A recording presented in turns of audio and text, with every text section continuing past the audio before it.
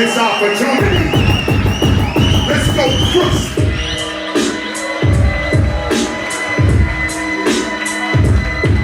Let's recalibrate shit.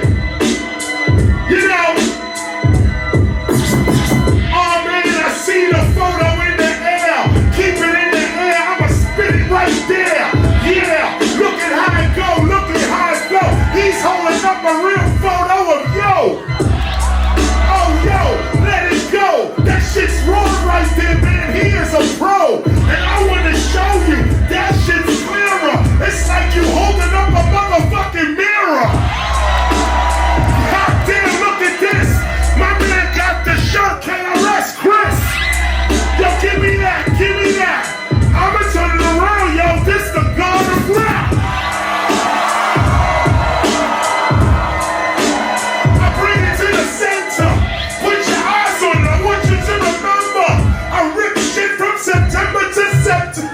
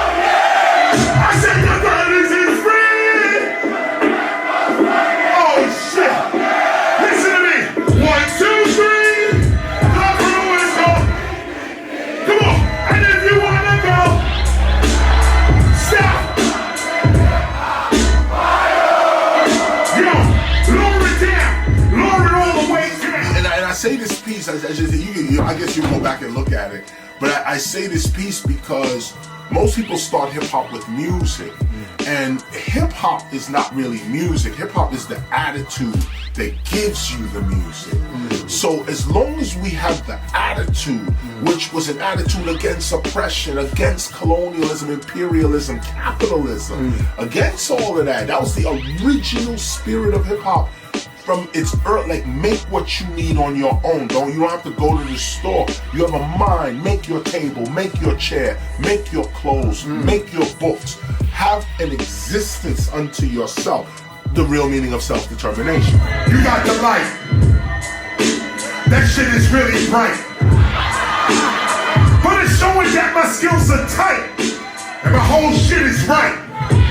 Now I want you to keep the camera on me. What you looking at is an EMCEE. And what that means is that's not a light getting clearer. That's the mirror. I'm talking about me and you. Look at how we do. This is not me and you. This is one, not two. You gotta understand what a uni is. Put the verse. That's what the universe is. When you know it's one song, then you know what's right from what is wrong. You're dealing with hip-hop. Okay. You're dealing with the transformation of subjects and objects according to your perception. And this is what we knew. We knew that this, like, you know, okay, is a spoon. This is only called a spoon because I was trained in school to think it was a spoon. I was told in school this is a S-P-O-O-N, spoon. Say it, class, spoon. You use it like this, spoon. We walk around with that colonial education. This is a spoon. But if we step outside of that education, we'll see that this is just matter. What we are calling things is not what things are. This is not a spoon. This is what we are calling this thing. Whatever this is, spoon is not what it is. That's not the truth of this. Spoon is not the truth of this. What is the truth of this? And that journey to find out the truth of this is what our people were about. We didn't care whether it was Margie up the block said it was a spoon. David up the block said it was a Gigi. And when David up the block said Gigi, he used it as a Gigi. He used it as the same thing. This is the same thing. But what you call it, what your perception is looking at it, is how it's going to respond to you. So our people realize nothing is what it, none of this is what it is. It's all names, terms, titles, names. We look past that. That means now you have no more problems in your life, because if you can change whatever is coming to you, you know, some evil is coming to you, change it to good. That's God. That ability only rests with the gods. That's it. And we proved it through slavery. And even though slavery is a horrible crime against our humanity, it proves our divinity. We still here. I'm still talking to my brothers right now with the same conviction my father had 1,000, 2, 3, 4, 5,000 years ago. They did not defeat us. They only captured us. They didn't conquer us. The first thing the colonists did when he arrived on the shores of the Americas was he outlawed the drum. There was a sacredness to the boom, boom, bap that the devil could not stand. That sound was like kryptonite. It was like a cross to a vampire. Every time he heard boom, boom, bap, he ran. Now they want you to soften up and shit. Drums are getting real small and tight. Y'all want to hear some boom bap?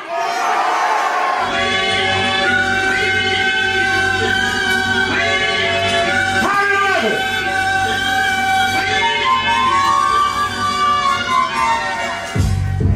Sit back, relax, and reacquaint yourself.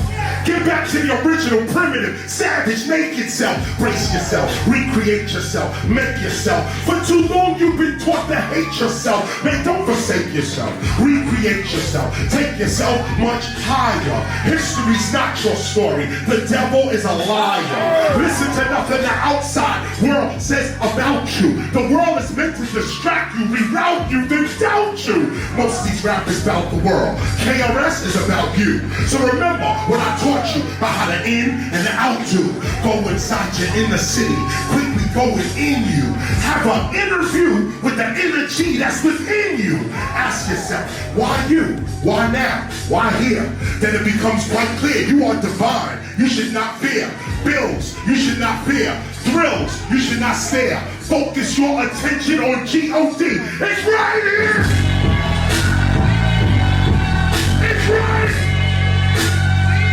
Get that energy, it's right! We're gonna do it now, let's go! Let's go! What is up, two, yeah!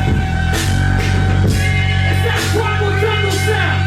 You are a divine being! Right! One more time, no one's ever gonna tell you you are divine. Cause they ain't reached that mind. And all this time they still are blind. They tell you get in line, follow them, look for signs. Man, that's baby milk. Here's the raw meat, it's cooking time. It's the way in which you look at brain and look at mind. You thinking they the same, but if you look again you'll find the whole design of nature is from a gifted mind, a divine mind, outside what we call space and time. This divine mind is what creates brains, hearts, and livers. This divine mind produces butterflies and caterpillars and everything that quivers. Brains don't make brains, divine mind does. Life is a game with its own mind, its own aim, and its own name. It's simple and plain. Divine mind produces all brains. You are divine mind first, then you produce your brain. Divine intelligence or God, that's from which you came.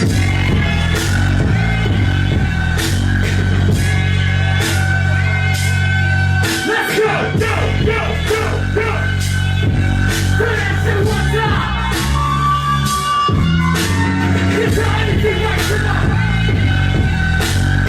Hip hop is in the building! Listen!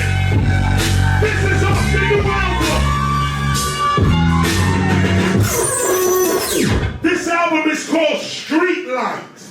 And all of y'all part of the DVD version of it. Street Life. That was it. That was B-More. That was B-More right there. And this is what I'm talking about in terms of street knowledge and street philosophy, what we're calling street life. If you don't have the perspective of the streets, how can you say you're studying philosophy?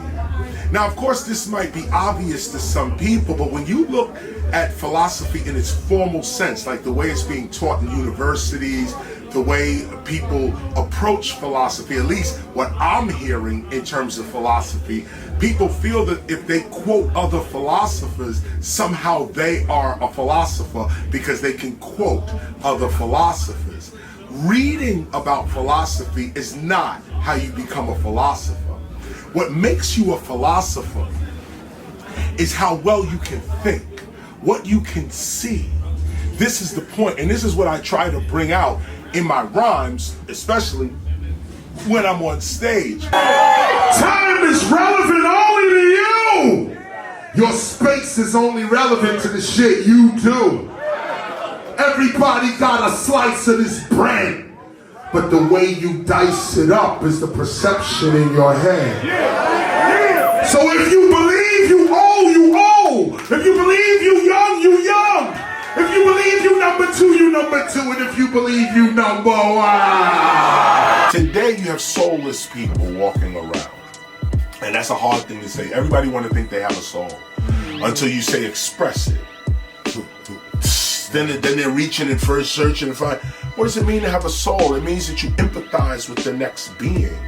You can feel outside of yourself. Your soul is out here.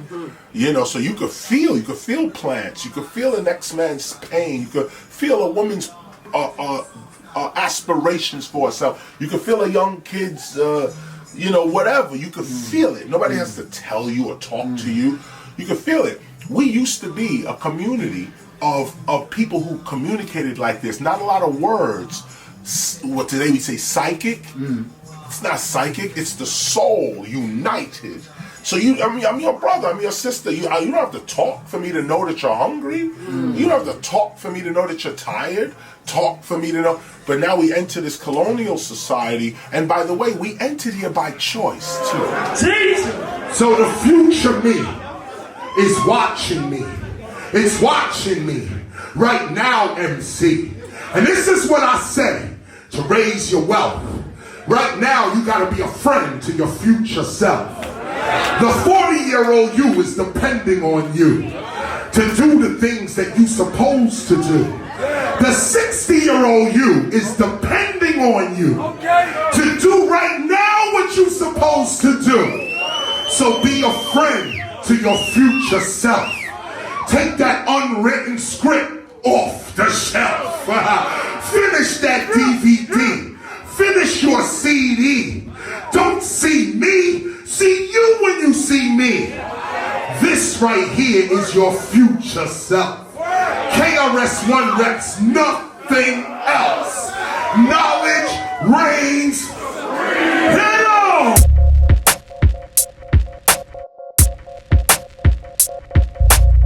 I give a little bit of philosophy to help people to understand their potential.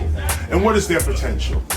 You know, from the time we're very, very young, we're brought up in a school system that basically gives us question and answer at the same time. It's like your young mind coming into school, you don't know how to read, write, count, nothing. You don't know history, nothing. And the first thing they teach you is Christopher Columbus discovered America, or that you should know who the president is, or you should know something about American history. So you right away gotta learn of American history before you even learn of your own history. It's this foundational type of education that strips the average person from being able to even be a philosopher.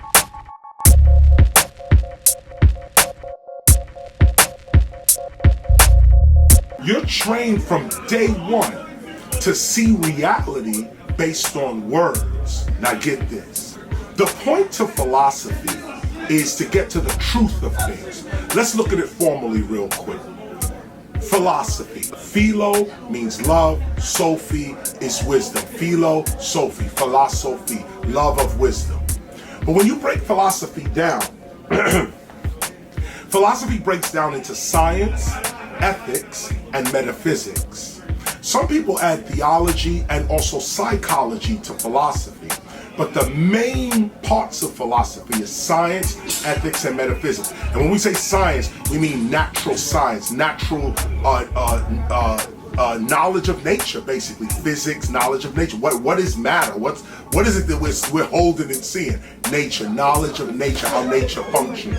That's science. Then you have ethics. Ethics is human behavior. Ethics deals with human behavior, but most people relegate ethics to right and wrong. What is right and what is wrong? You know, morals kind of thing. What makes a person moral? You know, conscience, not conscious, your conscience. All of this comes under ethics. Then you got metaphysics. Metaphysics breaks down into three other pieces. Metaphysics is all about getting at the center of something, the cause of it, the difference between something that is real versus its appearance, something that is appears to be true. Metaphysics wants to know, is it really true? What makes a thing tick? What makes things function? Now, when you deal with metaphysics, what you're dealing with also is cosmology, epistemology, and ontology. Cosmology deals with the universe, stars, the universe, all that stuff. Epistemology is the origins of knowledge. Where does knowledge come from? How can we know? It's in epistemology also that we get the science of objectivity and subjectivity. We'll get back to that. And then finally you have ontology, which is the science of being, first causes. It's not the science, it's the study of being. Ultimate being. This is where we study God. This is where we study spirit, the nature of the human, ontology. Now, all of these ologies and all of these breakdowns are all Greek. Okay, let's start there. And they're all European. We're throwing all that out the window, okay? Because none of that makes any sense in comparison to the ancient way. Now, before the Greco-Roman imperialists invaded Africa and pretty much killed the first philosophers, before what I just explained to you, before all that, philosophy was based on a balanced character. Philosophy was based on the deification of the human, to go from an animal state to a godlike state. This is what the Africans were studying. They weren't interested in all these other science, natural law. They realized that once you know yourself, once the truth is within you, you could look at anything and see the truth of it. But when you're a colonist, see, when you're invading someone else's land, truth disappears the moment injustice arises. The minute there's an injustice, truth is gone. Wisdom is gone. You can't say you're a philosopher, but don't have the character of that which you are studying. Wow. Looks like it's going to be a storm out there. Crazy. Welcome to Streetlight.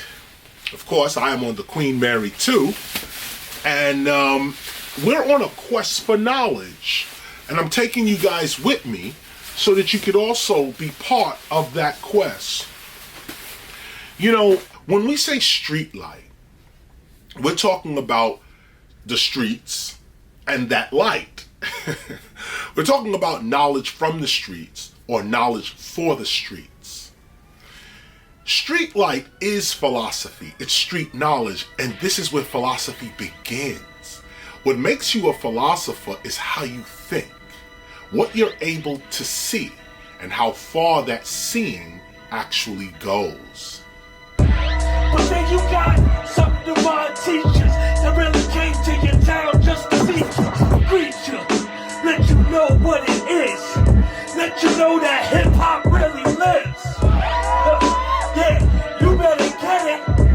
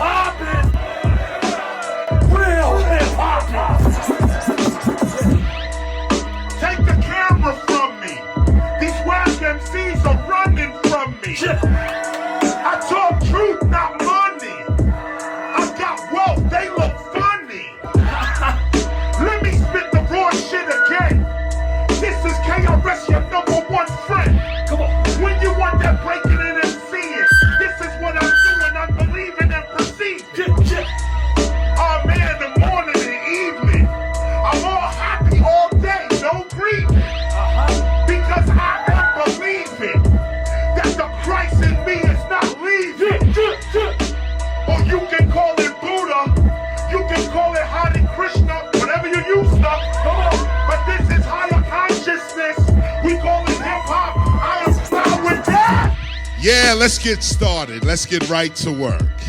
First, what is hip? Hip means to know.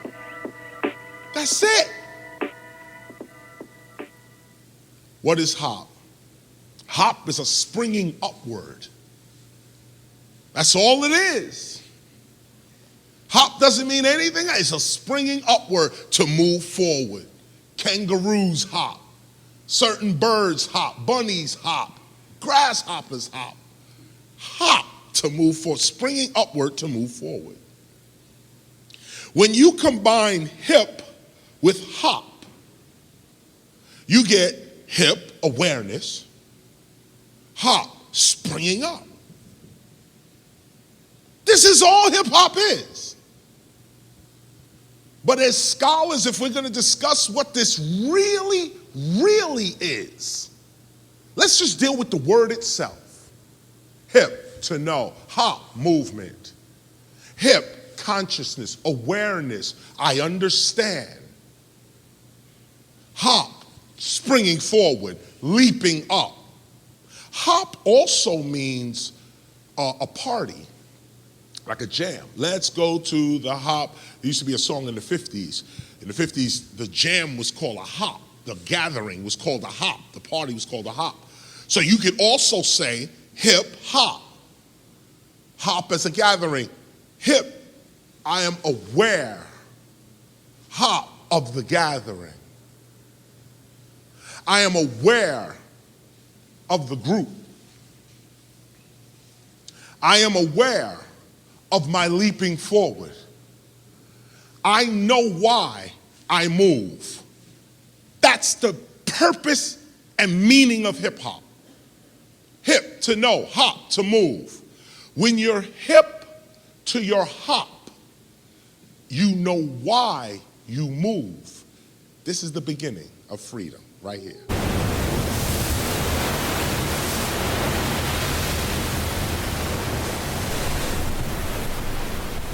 Words are extremely important to the brain. In fact, as I teach often, the brain cannot see without words.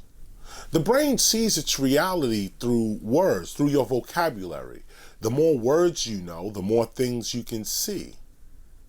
People don't realize this, but what they are calling reality is based on their vocabulary. So if you have a broader vocabulary, you'll have a broader reality. You can see more things. Now, this may be hard to believe, but believe it or not, there are things going on in your environment right now that you don't have a word for, so you just don't see them. You overlook them. In fact, the whole room is perceived by you according to your vocabulary. I talked about this in the Gospel of Hip Hop, which I'm reaching for right now. And in the Gospel of Hip Hop, we have a section called awareness. It's actually in the fourth overstanding under the H law, health, love, awareness, and wealth. This is the awareness section that I'm reading from right now. It's just a quick piece. If an electrician walked into a room with a person untrained and unskilled in electronics, it is safe to say that the electrician and the unskilled individual would view the room in two different ways. The electrician would walk into the room and see things that the untrained, unskilled individual would not. It's the same room, but the electrician sees the room in one way and the untrained individual sees the room in another way.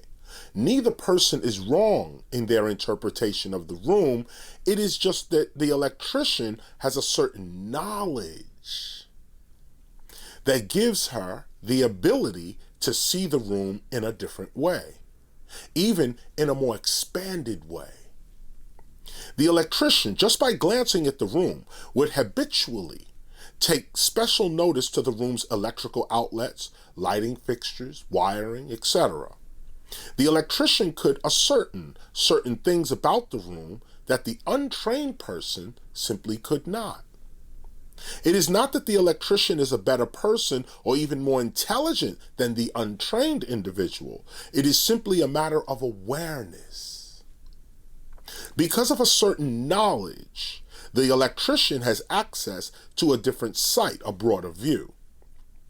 Even deeper, we can see how the one room changes several times according to the observer's knowledge or awareness of that room. The electrician sees one kind of room, and the untrained individual sees another kind of room. But in reality, there is only one room. The room would change again if a professional painter accompanied the untrained individual and the electrician into the same room. The painter's knowledge of paint and wall textures would reveal an entirely different room to the painter than the electrician and the unskilled individual might be capable of seeing. Because of their levels of awareness, the painter, the electrician, and the untrained individual would all see the same room in three different ways, and each view of the room would be correct and true for the viewer. The room would change a fourth time if the painter, the electrician, and the untrained individual were then accompanied by a professional plumber. The point here is that your perception of your environment is created by the amount of awareness or knowledge that you have. Your reality is based upon your knowledge. Awareness comes to us by way of knowledge or inspiration. The more things we know and feel, the more things we can see. Anything that the brain doesn't have a word for, it cannot see. It sort of overlooks the object or subject. Therefore, the more words we know, the more things we can see and experience. Everything that our eyes sense must be pictorially identified in our minds in order for us to actually see it, or more accurately, notice it. In fact, you don't see what you've never seen. You don't notice what you don't have a previous reference for. Things are going on all around you right now, but because these things are not in your immediate vocabulary, you remain unaware of such things and their happenings until they are pointed out to you. You don't actually see them, nor do they actually affect you consciously. Know this: we see, act, and feel according to our vocabulary. Gospel of Hip Hop.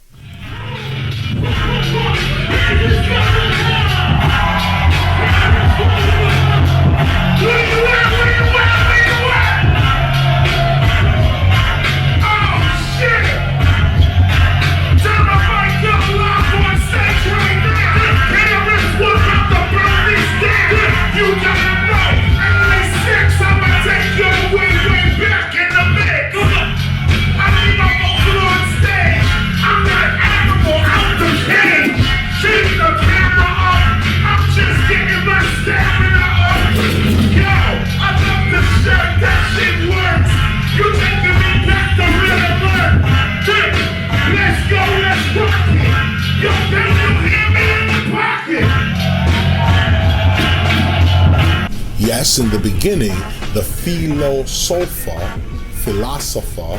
is the lover, philo, of wisdom, Sofa or Sophie, lover of wisdom. But when you start to actually walk the path of the philosopher, you realize that that philosophy becomes a balancing act. It's not just love of wisdom, it's actually love and wisdom, meaning love balanced with wisdom. This is important for the philosopher. This is important for people who love, beings of love. Often we love, they say unconditional love, or, we're just loving. But without wisdom, that can be very painful to live a life of love without wisdom, without a gate around your heart. So first we look at the philosopher as the one that loves wisdom. But when you walk the path and have to develop the character of the philosopher, you notice that word philosopher becomes love and wisdom, the balance between love and wisdom, the balance between the emotions, and the intellect. The balance between soul and mind. Now, let's go a little further. Why is this important? Why is the balance between the soul and the mind important? Or should I say the emotions and the mind? Why is that important? Because when you're seeking to create reality, or you're studying reality, ontology, when you're seeking to create reality, your character is very important. In fact, what you're going to create, when you say, I'm creating reality, or I'm going to manipulate reality, I'm practicing how to manipulate and flow even with reality itself. When you say that, it is your character that is going to manifest the reality. It's not your prayers, it's not meditation, it's not visualization. These things are the techniques that help to usher things along. But what you're actually going to get is your character. What you're actually going to receive in your meditation, receive in your visualization, what you're actually going to receive in prayer is you.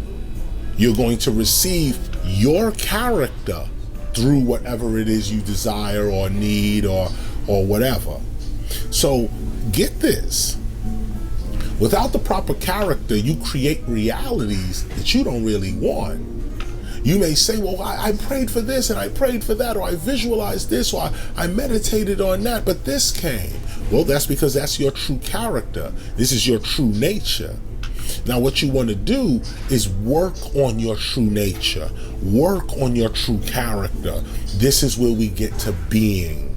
This is where we get to what is the essence of you? What is the essence of your existence? Shit, turn your mic on. Over here. Turn it up. Turn the mic up. Turn it up. I said turn the mic up. Yo, I'm doing the sound check right now. I'ma let the microphone right now. We about to go off. I'm off the top like I'm coming from the north. Come on. You gotta understand the style. This is KRS taking back the wild style. Or maybe Beat Street. I need to hear my shit so I can speak. Come on. Turn it up, turn it up. Yeah, just like that, yo. Turn it up. Turn it up. Woo. Turn it up, turn it up. In the monitor, get it up. This is hip-hop. Love hip-hop. It's non-stop. These are the freestyle. These are the flows. You know how we go. Street like toes. This is the street like toes. And you don't know, we gon' give you much more. Give you whatever I want it. Niggas don't know us, so we stay on it. Yo, turn it down just a little bit lower, so they can see we flowing like Noah. You gotta understand the style. We about to tell you what up, man. KRS-ONE. Let me tell you right now what you gonna get, son. Me got my son in the mix. That son one, I'm taking you to 86. Warranted. This is that original boogie down. And I don't come with no pistol and no missile. I come with peace to Bristol. This that shit. And you can hear me in the back say, oh! We're gonna raise your consciousness tonight while I'm on the mic. This is what these other motherfuckers don't like. This is the raw. Not on tour. Let me give you some you never saw before. You got that camera on me.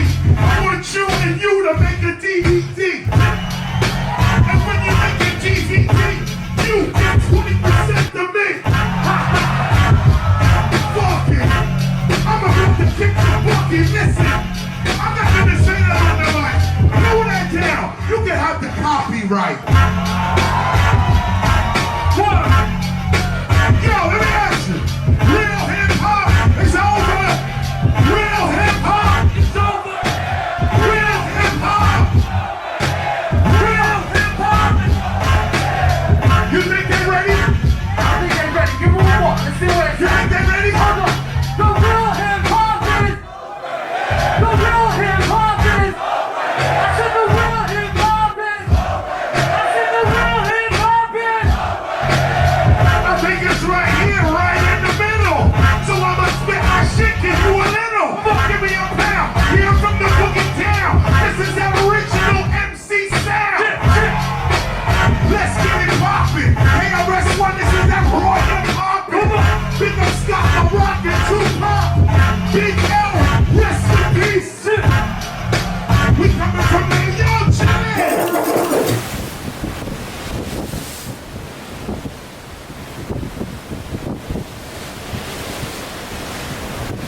So the philosopher is the one who loves wisdom, loves learning, loves knowledge.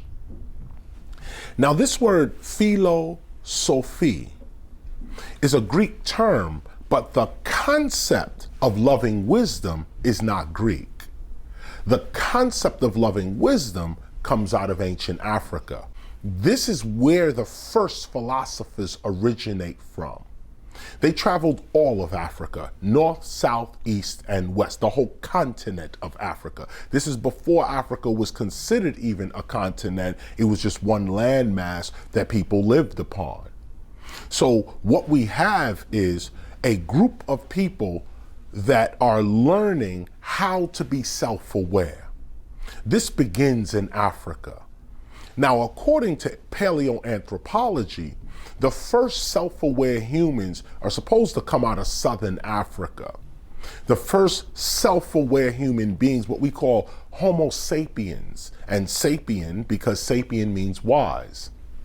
These first Homo sapiens, or Homo man, sapien, wise man, was the first to go from a so-called animal state to what we now call a human state.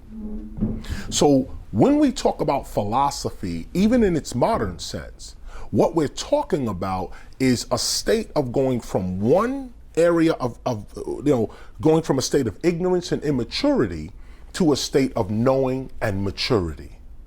Anytime you're going from a state of not knowing to a state of knowing, you're practicing philosophy.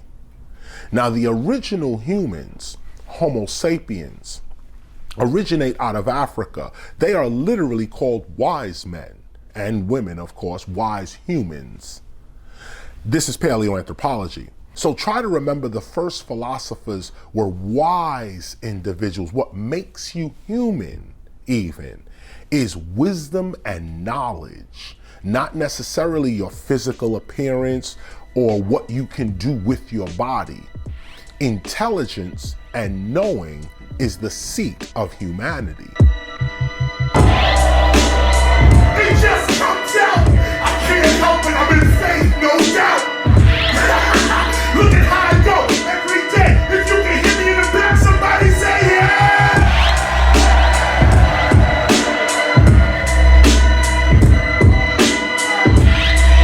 Woo!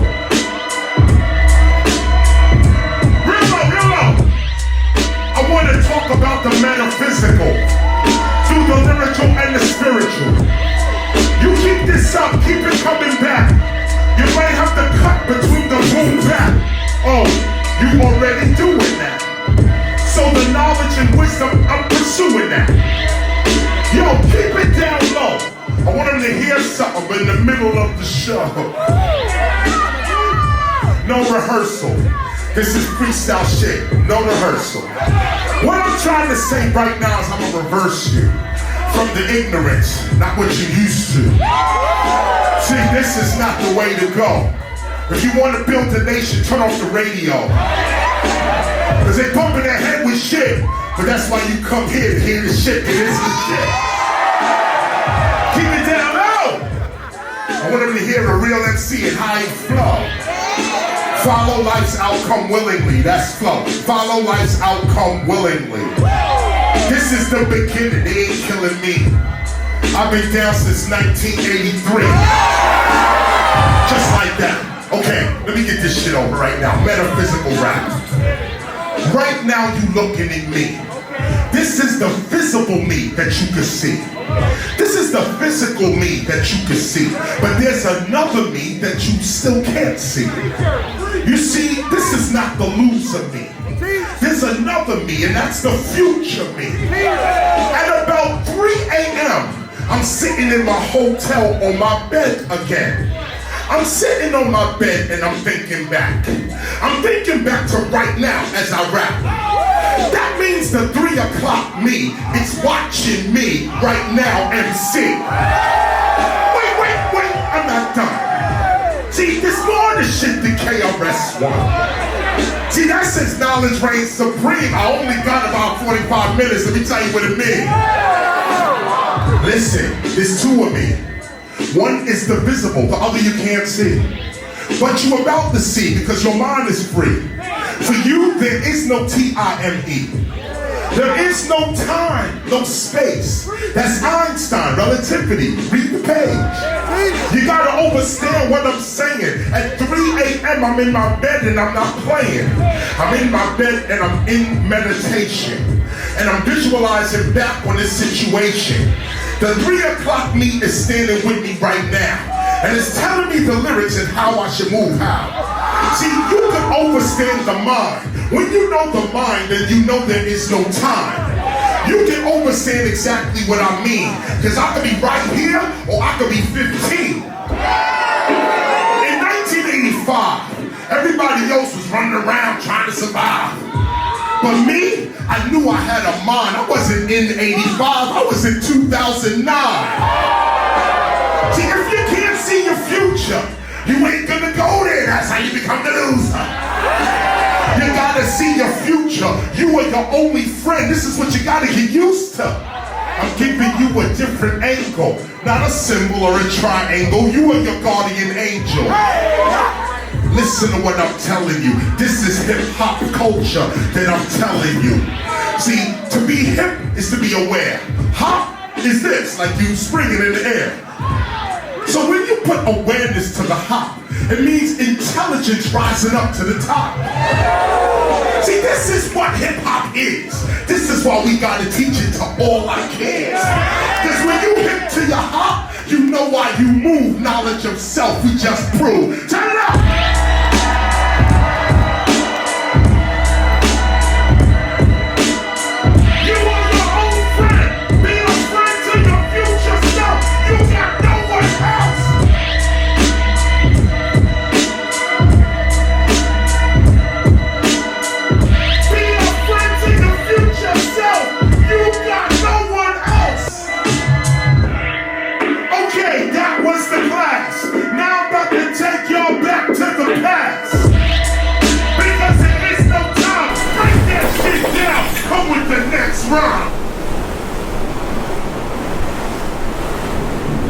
We're coming in now to the English Channel, where the trip is now over, and it's been 7 days, and we're now coming into Southampton, England, through the English Channel.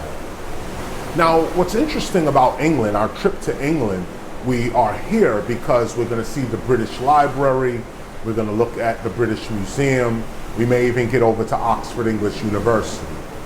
What's important is that the foundational knowledge in which we're seeking is based on words and based on language. And it's the proper use of language and words that helps us to see philosophy a little more clear.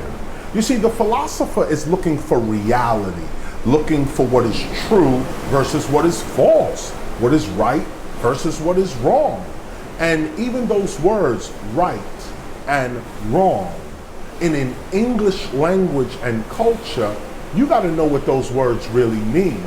Everyone else could just go along and say, oh, I know what's right, I know what's wrong, I know good, I know evil, I know what bad is, you know, so on. But the philosopher is interested seriously in what these principles represent. And what society feels that these principles represent is found in the words in which society uses.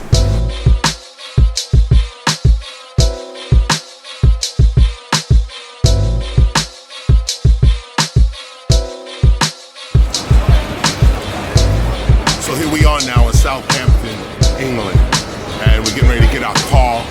Of course, I have my international driver's license. I'm gonna go rent me a car and get to the first show. Let's see what we get. When you are hip to your hop, when you are aware of why you are getting up, this is the beginning of success. Because the only reason people are not successful is because they can't control themselves. It's the only reason.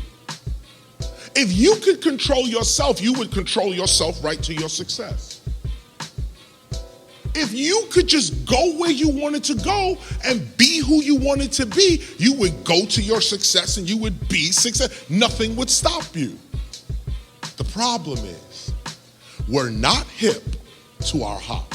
We really don't know why we're doing what we're doing.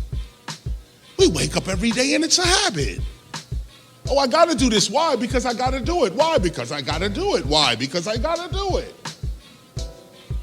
We don't know why we're moving. And then to go further, when you walk into your environment, we really don't understand how the environment moves us. We walk into environments, and if one thing is hot over here, we run over here. If it's cold over here, we run back to the heat. Oh, no, it's too hot, we run. A car screeches, ears go. Something to look at. So all senses going in 5 different directions. How can you be successful? If you could just control your eyes, you would be successful. What does that mean? It means that we can't even control our own eyes. This is what advertising is all about. A flashing light over here, you must look. Something desirable, money, sensual, billboards, they get you every time. You gotta look at it. When you leave here today, train your eyes to only see your success. Just as an exercise, train your eyes to only see your success. Let's go deeper with this. Hip means to know, hop is movement. When you're hip to your hop, you know why you move. All it means is you are aware of yourself. That's hip hop.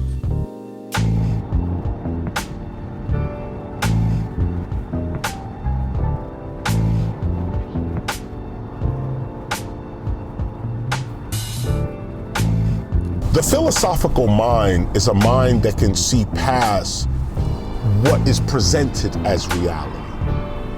We start with looking at words because the brain has a tough time seeing without words. So when you're discussing reality, you have to even look at the very term reality and see what that word and what that sound wave is producing in your mind.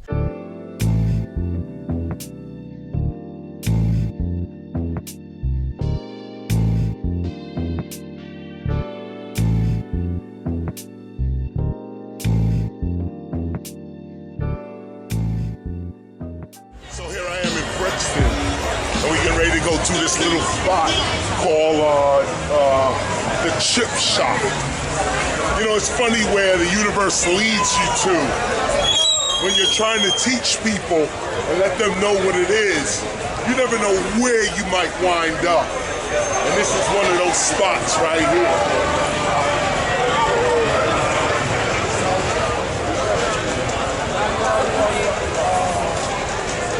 It's not a conventional spot, but it's Brixton. I don't think anything's conventional out here. Oh, what's this? They closed it? How are you supposed to do this? Oh, okay.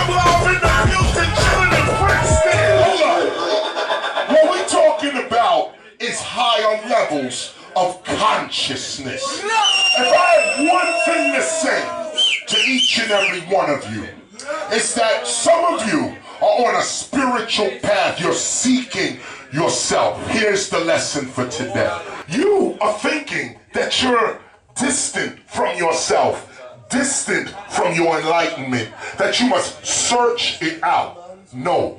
What you gotta understand is the minute you say, man, I think I want to live a spiritual life. Man, I think I want to find myself. I think I want to figure this out. I don't want to be trapped by the fucking system. I want to try to figure. The minute you say that shit, the universe has responded. Now here's the point to the universe. It takes years for the universe's knowledge to get to you. We see this with the sun in the sky every day. The sun, 93 million miles away from us. We still feel the heat of that shit. 93 million miles away. But guess what? The sun is always 8 minutes ahead of the earth. Get what I'm saying? 8 minutes ahead. So that means that if the sun blew up and disappeared from the universe, we wouldn't know that shit for 8 minutes. You still be looking at the sun. That shit been gone. You still looking at it because the light has not hit us yet. It takes about 8 minutes for the sun's light to actually hit us. So you gotta look at the universe. When you talk to the universe, talk to the universe. But the universe has a way of responding. It's not gonna hit you right there when you talking. It's gonna take time for the universe to hit you, for the light to come to you. What you gotta do is stay consistent with your word. This is called integrity. Be consistent with your word. And eventually, the universe's light, it comes to you. Now get this, some stars are even further than the sun. They're like 2 years out. So remember this. When you talk to the universe, know the universe. Know how it works. Know how it responds. Because many of us are talking to the universe, but we're using television and radio and these images to thinking, oh, I'm supposed to be in a Buddhist position in order to be enlightened. I gotta crack a Bible in order to be enlightened. I gotta go and pray and this and nope, sorry. The minute you decree the word, the universe is already responding. It's instant like that. But the light of that has to hit you in time. You are already enlightened right now. And let me show you the living proof of it. You're here right now. This is the proof. This is the proof right here. A flyer went out and it said, knowledge reigns supreme. It's going to be talking right here. Gonna be spitting the raw right here. Everybody heard that shit, but only a few are here now. Listen. Your enlightenment is about the choices you make. Now other people heard it, they saw the flyer, they said, damn man, I wish I could go. Oh man, I want to see KRS. Oh man, I want to get in there. But they didn't come. They didn't sweat it out. They didn't go. They didn't make reservations, so they didn't get a babysitter. They didn't park the car. They didn't get themselves. They didn't get here. This is how and why you are enlightened. You cannot be standing in front of an enlightened being and not be enlightened yourself. The universe is only talking to itself. We don't exist. We're the skin and all this hand and all this shit. These are illusions. What really matters are the choices you make, the intentions you have, and the integrity you keep. Music!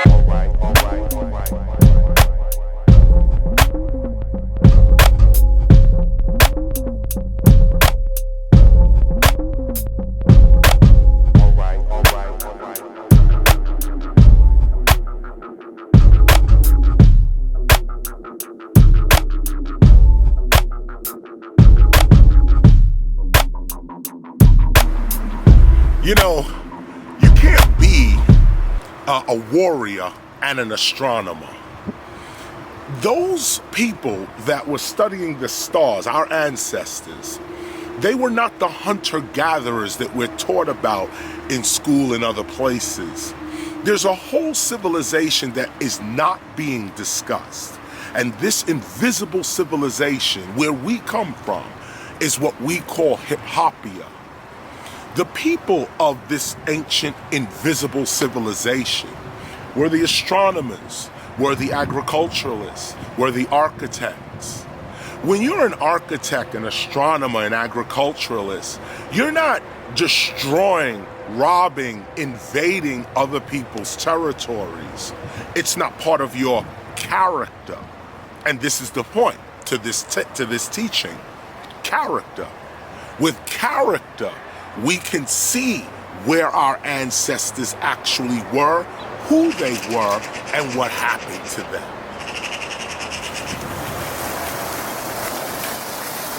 You know, as I often teach, the brain cannot see without words. And this is true, but it is true only of the colonial society. It is not true of reality itself. The brain can see more than just words, but we have been reduced to seeing our reality through words, symbols, numbers, shapes, and so on. This is why it's important when you're discussing reality that you also take a look at the culture by which you're looking at your reality through. The culture is defined by the language, and it's the language that you speak that is also defining the reality in which you're seeing and experiencing. If you speak a different language, you'll get a different reality.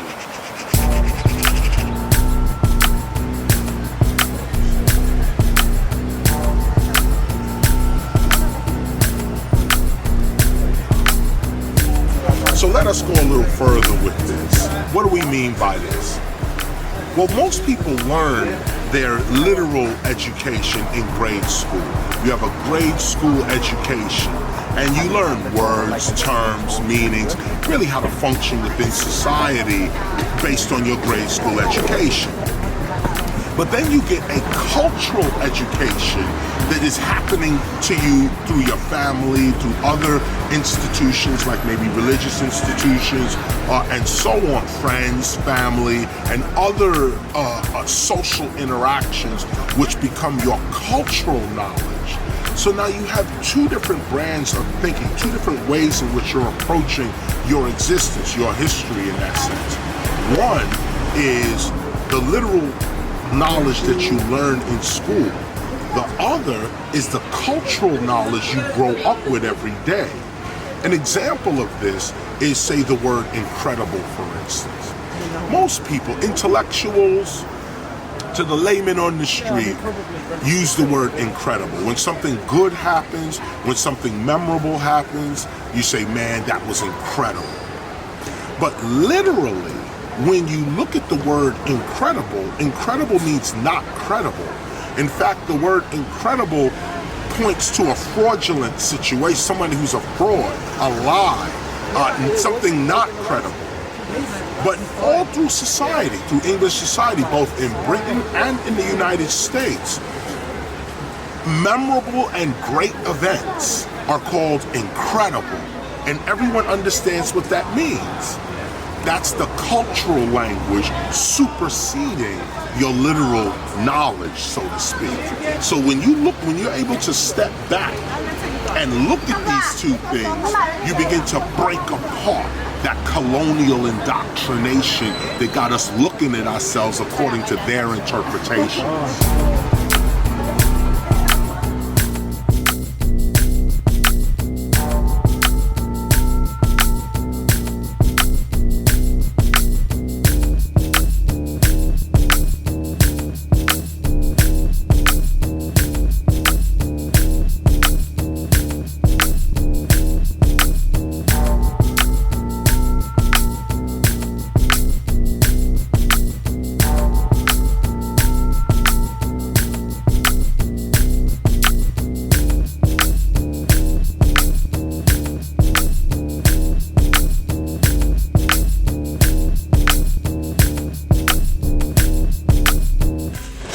nice bookstore across the street from the British Museum.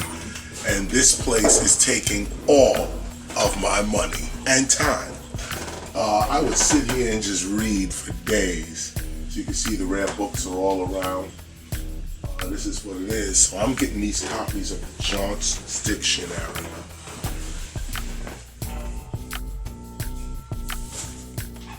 Johnson is very important to English language because the Oxford English Dictionary, which is actually the standard, quotes Johnson and Bailey.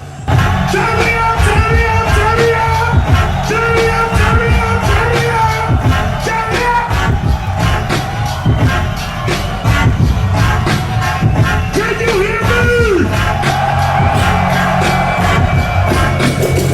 Yeah, I just walked in. Real shit on the mic, about to begin. Real hip hop is over with. Real hip hop is over.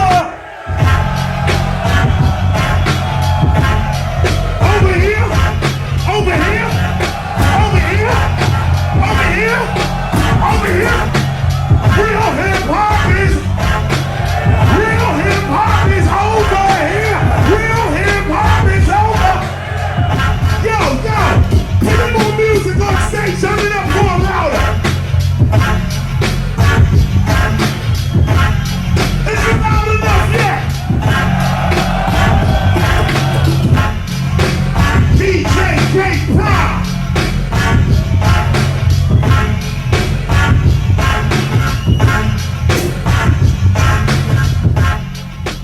I am hip to my hop, I know why I move. I'm going to train my eyes to only see my success. I'm only going to look for my success. I'm not going to allow my eyes to be distracted with things that have nothing to do with my success. I'm not going to let my ears hear things that have nothing to do with my success. When other stuff start coming to my ears that ain't got nothing to do with my success, I'm shutting it off and I'm walking in a different, I'm turning the music up. I'm looking again to hear my success. When I speak, I'm only speaking of my success. I'm not speaking doubt. I'm not speaking fear. I'm not speaking guilt. I'm not speaking that. I'm speaking my success when I speak.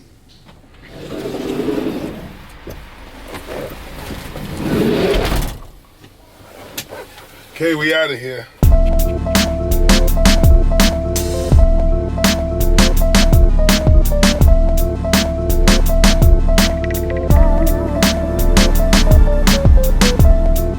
You'll notice the things that are natural to you are things that the more you use them, the better they get. And the mind is the same way. The mind with words is the same way. The more words you use, the more your mind gets used to seeing those words and then starts seeing it in your everyday reality. It's like if you don't use your soul, if you don't project your mind, if you don't seek your purpose, then it's sort of like, use it or lose it kind of thing. Spirituality is the same way. Either you use your spiritual abilities, use your mental abilities, your soul light, use that, or it begins to dissipate and go away. This is something we don't want. We want vibrancy. We want a vibrant soul. But to do that, you have to have the courage to live in the soul's environment. What is the soul's environment? Well, the soul's environment is really, you gotta understand, the soul is not in you. You are in the soul. Your brain is here in your head, but your mind is in your environment. Divine mind is creating your brain. Let me end on this. What I want you to understand today is that the culture that we call hip hop is an environment. It is a mental environment. Hip hop does not come into the material world. It never exists here. There's no hip hop in the material world. It's not here. The only time hip hop becomes material is when we become it. You can't go to hip hop. You can't eat hip hop, drink hip hop. You can't wear hip hop. Hip hop does not exist in the material world. Hip hop exists in hip hopia. It exists in its own place. It's not here. Hip hop is nowhere here, yet we all know it. Yo, welcome to the street light. Real knowledge, this is what it be like. Yo, I'm KRS, I wrote a new book, but I'm doing it on the mic now without a hook. Off the top, freestyle, we going. This is what it is all day, we flowing. And when I say flow, I mean follow life's outcome willingly, you know? Let's go, this is the freestyle. KRS-ONE coming back. Meanwhile, y'all gotta sit back and see me, y'all. I'll be coming through like Beat Street and Wild Style. Y'all know the deal, this is KRS. Put the DVD in, you know the rest. Knowledge reigns supreme. I'm on the mic, freestyle off the top. Good night.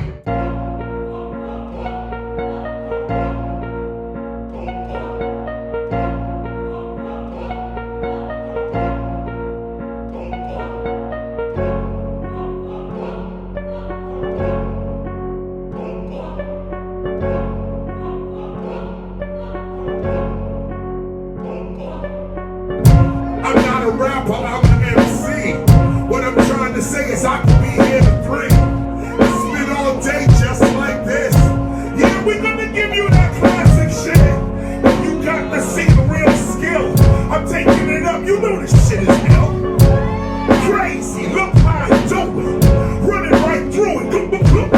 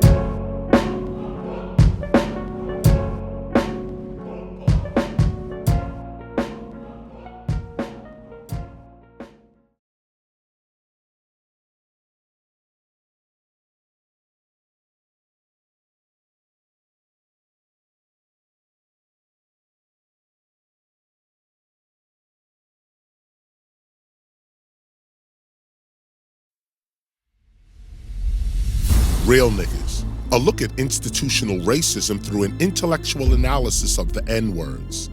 I am KRS-ONE. Introduction. This study first began with a conversation I was having with Hakeem Green from the rap group Channel Live about the word nigger, originally being related to African royalty and divinity.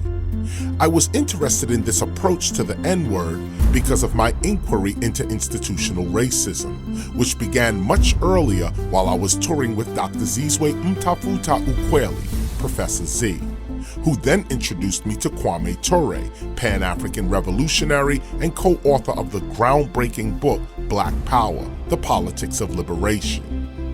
In this book, co-authored by Charles V. Hamilton, we learned that, quote, racism is both overt and covert. It takes two closely related forms, individual whites acting against individual blacks and acts by the total white community against the black community. We call these individual racism and institutional racism. The first consists of overt acts by individuals which cause death, injury, or the violent destruction of property. This type can be recorded by television cameras. It can be frequently observed in the process of commission. The second type is less overt, far more subtle, less identifiable in terms of specific individuals committing the acts, but it is no less destructive of human life. The second type originates in the operation of established and respected forces in the society and thus receives far less public condemnation than the first type. End quote. This second type of racism, institutional racism, originates in the operation of established and respected forces in the society. This is when racism and other forms of colonial character become the norms of such a society. When colonialism and other crimes against humanity become the norms of a society, no one questions the criminality and basic morality of that society. Whatever the colonial society deems as offensive and or other, the colonized are also trained or educated to such cultural preferences. Kwame Ture has passed on, but his fight against institutional racism continues, and this presentation documents some of what I have discovered regarding institutional racism and its modern-day effects on people. Part of the challenge is that when you are raised as a child, educated as a student, and formed as an adult within such a colonial-based society, the cultural norms of that society become your reality, even your character. Such norms become your basis for what is real, true, and right, and anyone or anything that goes against these norms are deemed offensive, evil, and even criminal. This is where we come to the words nigger, nigga, and negro, because it is by looking closely at these words, among other words like savage, primitive, native, and barbarian, that we begin to see what is being done to us, all of us, through institutional racism. Normally, I would see no reason to write or speak such an exhaustive explanation of something as blatant as institutional racism, or even as simple as our word nigger. But with all of the debate over the use of the terms nigga, nigger, and negro, you would think someone would have asked a real nigga what a real nigga is, and why use the term nigga at all? But most people, led by emotion and their own life experiences, have simply deemed the words nigger, nigga, and negro as derogatory to black people simply because of how some white people have used the same words and sounds. Having been emotionally affected by the sounds nigga, nega, nigger, and negro, many so-called intellectuals have dismissed the explanations of those calling themselves niggers, regardless of any factual explanation on our part. It is here, however, that we begin to see the real effects of the type of institutional racism our study, in its book form, explores. Here, with a sober and critical mind, it becomes obvious that if our criticizers were really interested in our coded dialect, they would have simply asked a real nigga what nigga meant or means to us, and why anyone, in light of white American racism and the history of slavery, would call herself or himself nigga. But no one is asking niggas anything, and even when asked or inquired about, the real answers of real niggers are always ignored or discredited, as if there is some kind of a social standard that we are not coming up to regarding ourselves. The general premise being that there must be something wrong with you to identify yourself as nigga. This, however, is a direct effect of institutional racism, where it is just understood culturally that young, unseasoned blacks have nothing to say or to offer American or African American society other than what these societies deem beneficial to themselves. While other cultures of people embrace the linguistic innovations of their children, black kids are constantly criticized for not coming up to the linguistic standards of white American society and speech. This critique, however, is clearly an example of a mind completely immersed in colonial cultural thinking and points to a long-standing colonial cultural tradition where the very intelligence of young blacks is systematically policed or corrected or outright ignored, but never accepted as it is.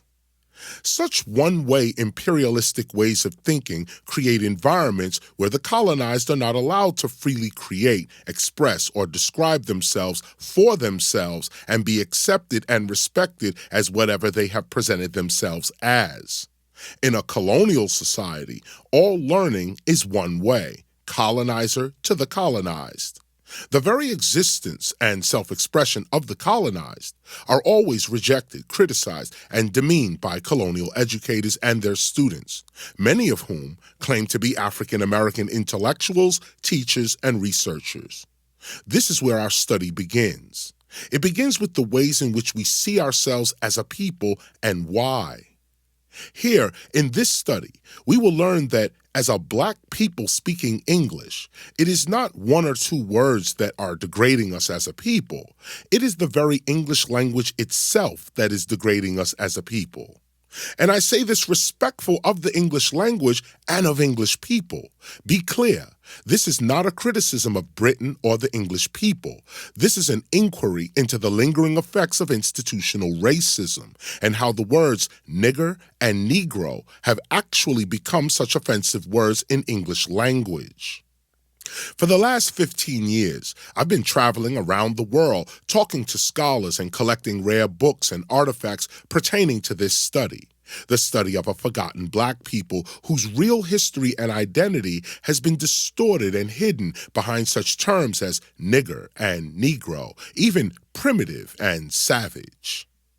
What I discovered was a lingering conspiracy within white American culture to historically hide, discredit, and ignore certain kinds of rebellious Africans in white American history, in a further effort to hide the real effects of white imperialist crimes against our black indigenous humanity. The whole foundational premise as to how and why the term nigger has even become so offensive in American society has more to do with one's culture than one's education.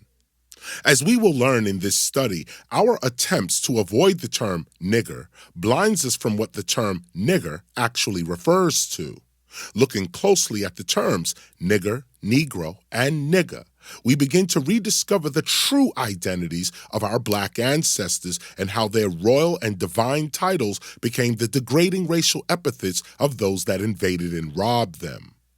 Looking at the terms nigger, negro, and nigger from a historical perspective, we begin to rediscover a forgotten black people, a rebellious black people, a skillful and very resourceful black people who white racists began calling niggers and then taught all American-born children that the terms nigger, negro, and even black and black man were the designations for a subservient, subhuman black person, even a devil.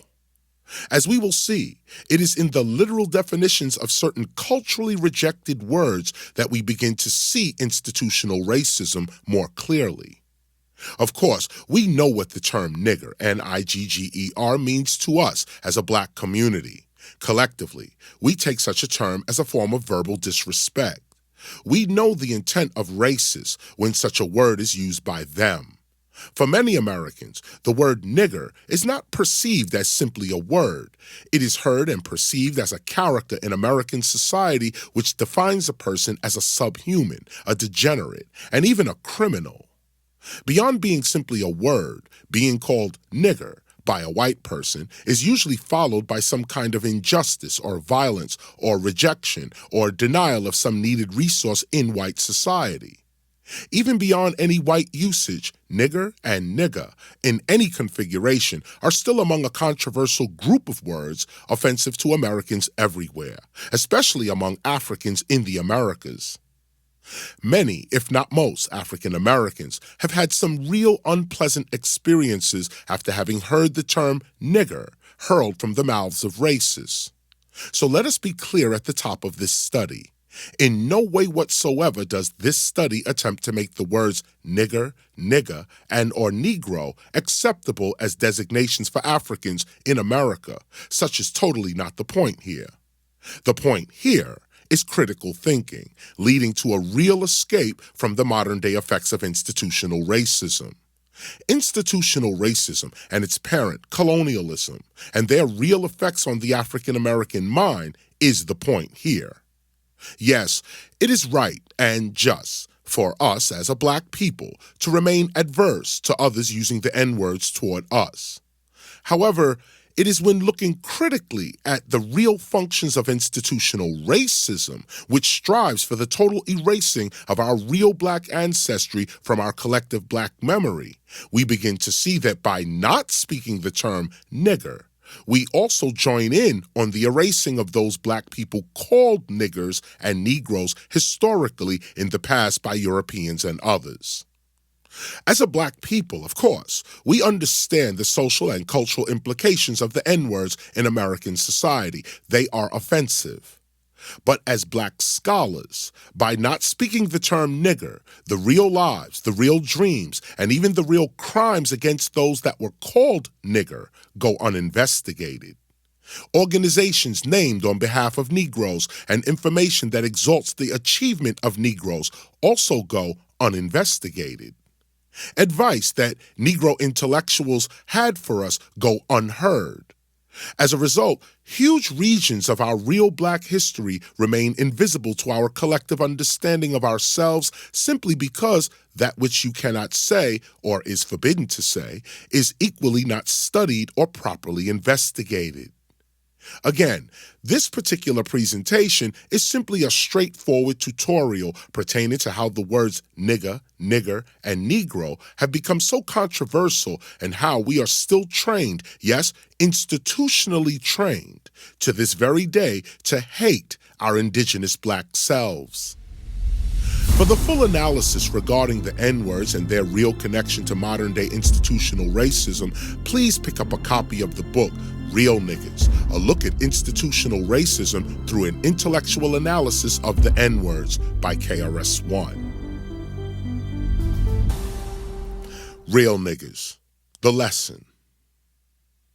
In this study, we are looking at the modern-day effects of institutional racism through an intellectual analysis of the N-words, nigger, nigga, Niger, and Negro. Here, we are emphasizing an intellectual approach to the N-words because what we've been hearing from several scholars, celebrities, and intellectuals so far regarding the N-words have largely been different emotional and cultural responses to the N-words, not literal or real etymological investigations of the N-words. An intellectual approach to the N-words, however, is not necessarily an academic approach to the N-words. Too many people confuse intelligence with book learning, that if someone is well-read or can run off a list of facts or has attended a prestigious college, that they are indeed intellectual. This is literally not true.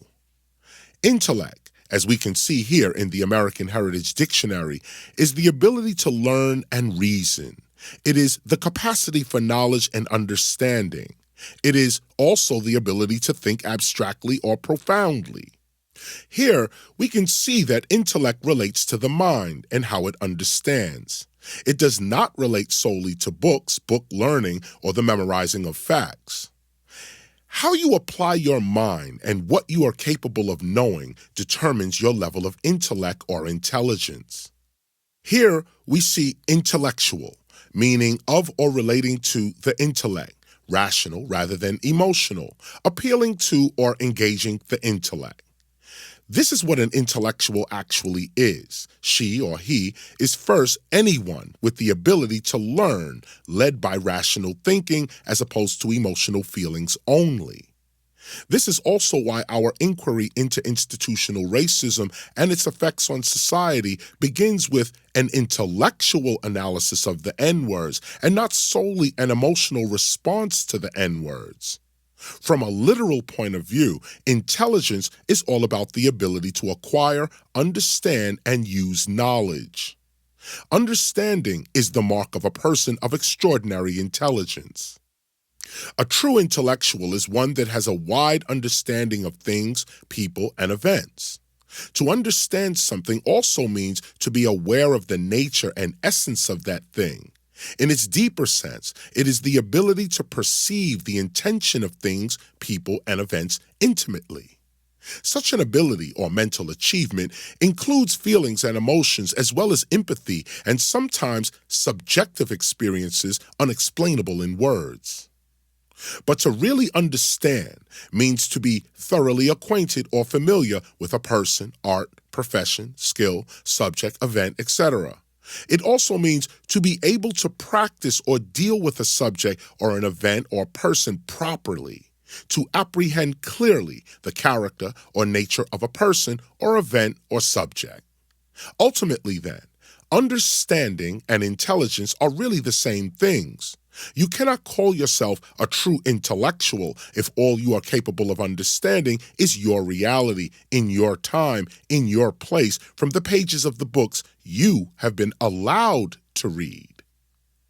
Real intellectual abilities require more than just book knowledge. They require a certain level of intimacy with whatever is being comprehended. The mind can understand anything, but it is one's personal feelings that decide what the mind is going to know. This is cultural, and most people speak and thus see their world culturally, not literally. They understand according to how they feel, not according to what is actually true or real. One, culture, is not better than the other, literal. But to understand both institutional racism as well as the origins of niggers' offensiveness in American society, we have to first look at institutional racism as well as the word nigger literally, not just culturally, socially, or emotionally. Yes, the cultural interpretations of certain words and phrases are indeed important to understand. Symbolism is very important in the understanding of intention. But to really get at the foundational disgust for the N-words in American society, again, we have to approach such N-words literally, not just culturally or symbolically or, again, emotionally. It is in the literal definition of words that we get a record as to what the people of a certain time and place saw and experienced. It is not the all of what they saw and experienced, but it is indeed another accurate way of seeing the past through the eyes of those that were there. Most Americans, however, don't speak or communicate literally. We often speak and communicate culturally, according to the understanding of the communities in which we live. The literal definition of the words in which we speak, however, are often saying something quite different than what we are actually speaking. The average person, as an example, will use the word incredible to mean astonishing or great. Most people use and understand the word incredible as a word used to praise something or someone, but literally, the actual word incredible means not credible. Americans use this word culturally to actually give credibility or positive praise to something or someone, but to not be credible is to not be believable. It, incredible, has more to do with being a fake or a fraud. But instead of the word being correctly used to diminish one's or something's believability, it is more widely used to denote astonishment, as in someone or something was so great or amazing that it or they defied belief. It or they were beyond belief, making them or it even more believable. This more cultural use of the word incredible actually gives someone or something credibility or believability. It then becomes good to be called incredible, even though to be incredible means to be not credible or not to be believed. The same can be said of the word denote, as I just used it in reference to incredible. It is more widely used to denote astonishment. However, to denote something really means to not note something or to not mark something. But in common cultural use, to denote something means to mark something or to indicate something specifically. Look at the word terrific in the Oxford English Dictionary. It means causing terror, terrifying, fitted to terrify, dreadful, terrible, frightful. However, in the American Heritage Dictionary, the same word, terrific, means very good or fine, splendid, as well as very bad or unpleasant, frightful. Most Americans speak in this way. They speak according to their cultural and or social comprehension of words, not the literal definitions of such words. This is what has also made the words nigger, Negro, and nigger so controversial. It is not the definition and or the etymology of the word nigger that denotes some kind of subhuman social status. It is more of what American speakers culturally think of those associated with this word that has become its meaning. You could be called boy all day by your loving father, but if a racist calls you boy, you could become offended. It's the same word, but it is less about the word being used as it is more about who's using the word.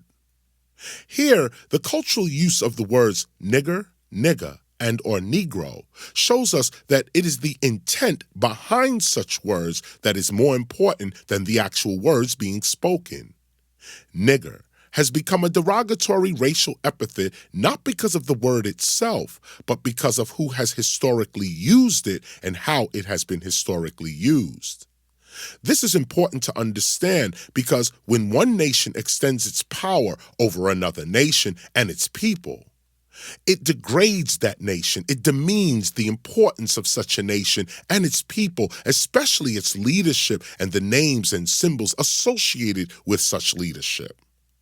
Whatever the word for holiness is in the indigenous society, such a word becomes equated with evil and the devil in the invading imperial society.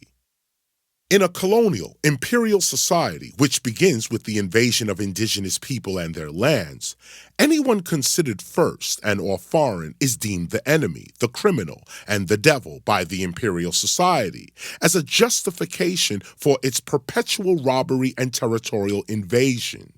For those of us that speak English, it is English imperialism and colonialism that has shaped our view of ourselves and of our environment from birth.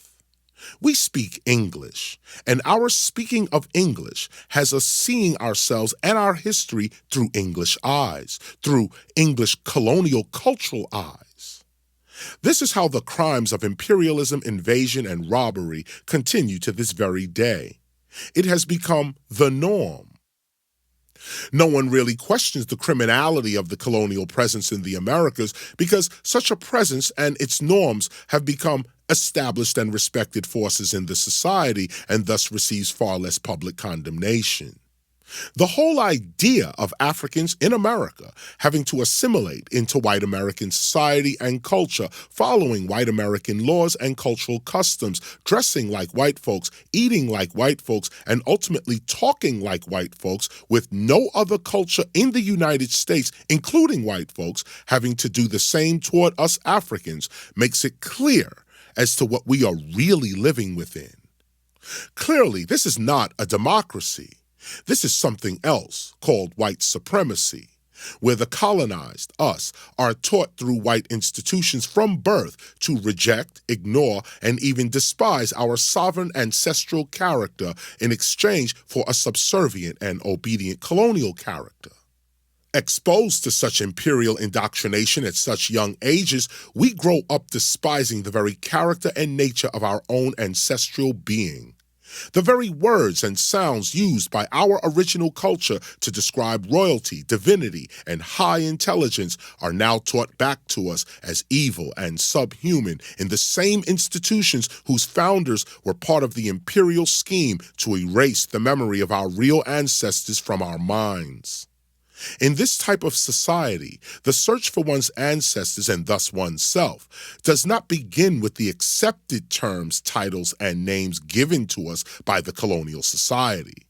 Instead, in a colonial-based society, our search for our real ancestors begins with the rejected and degraded terms, titles, and names given to our ancestors by the colonial-based society.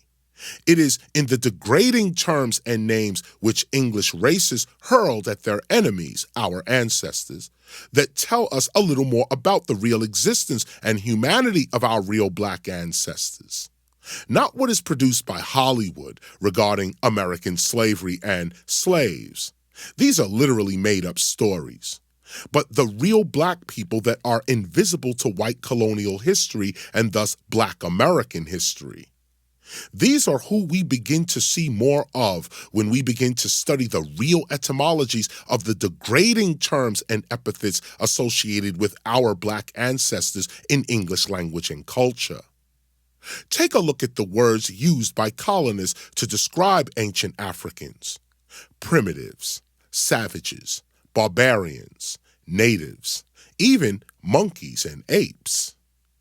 But when you set your emotions aside and look directly at the literal meaning of these words, as well as the beings that such words are referring to, you find that such terms as primitive, savage, monkey, ape, and even slave and nigger are all offensive to us, again, because of the condescending attitudes of who is saying these words, not because of the words or the beings themselves. What we are doing in response to these words is avoiding them because of their European and English cultural interpretations, not because of what these words, literally mean. Here, we can see that we are not responding to knowledge and or truth. We are responding to the character of racists toward us. Here's the word primitive in the Oxford English Dictionary, meaning simply of or belonging to the first age, period, or stage, pertaining to early times, earliest, original, early, ancient. There is also an example here of how the word primitive is used in association with the early church. We see primitive church, the Christian church in its earliest and by implication, purest times. This is the first definition of primitive, to be first, original, and ancient. It is from the word prime, meaning first in order of time or occurrence, early, young, primitive. First in order of development, fundamental, basic, from which another thing may derive or proceed. Of the best or highest quality or value, excellent, wonderful. Skipping the mathematical explanation of prime, we see here at the end in a fourth definition, quote, most important, principal, chief, specifically of a person, first in rank, authority, influence, etc., end quote. But when interpreted by the culture that invaded, robbed, and enslaved these primal people, the word primitive is interpreted culturally as something to look down upon, when literally it means something completely different. Like the word savage, we are culturally trained to avoid such terms as having anything to do with ourselves because of how colonial races are saying and depicting such terms. Here's the literal definition of the word savage in the same Oxford English Dictionary, meaning simply that is in a state of nature, wild. As we can see, the etymology of the word savage points to woodland and to wild. It is from silva, meaning wood and forest. Then it says, see sylvan. We'll get back to that later. Continuing after savage as that is in a state of nature, wild, we see of animals, wild, undomesticated, untamed, often and in later use exclusively with the contextual implication of ferocity. But this definition is applied to animals, not people. The first definition of savage is simply the woods, woodland, and the forest. That's it. When you get to sylvan, you see sylvan, also sylvan from the French sylvain, sylvain, or Latin sylvanus, woodland god, from silva. Continuing further, we see a native or inhabitant of a wood or forest, specifically in classical mythology, an imaginary being believed to haunt woods or groves, a spirit of the woods. And again, we see a person living in a wood or in a woodland region, a forester. Here's the god Sylvanus from the Metaphysical Bible Dictionary, where we see Sylvanus to mean wood-dwelling, living in the woods, genius of the trees, wood nymph, rural deity of fields and flocks, abundant growth, abounding in trees, wooded, woody. And then it says, thought to be the same person as Silas, mentioned at 2 Corinthians chapter 1, verse 19.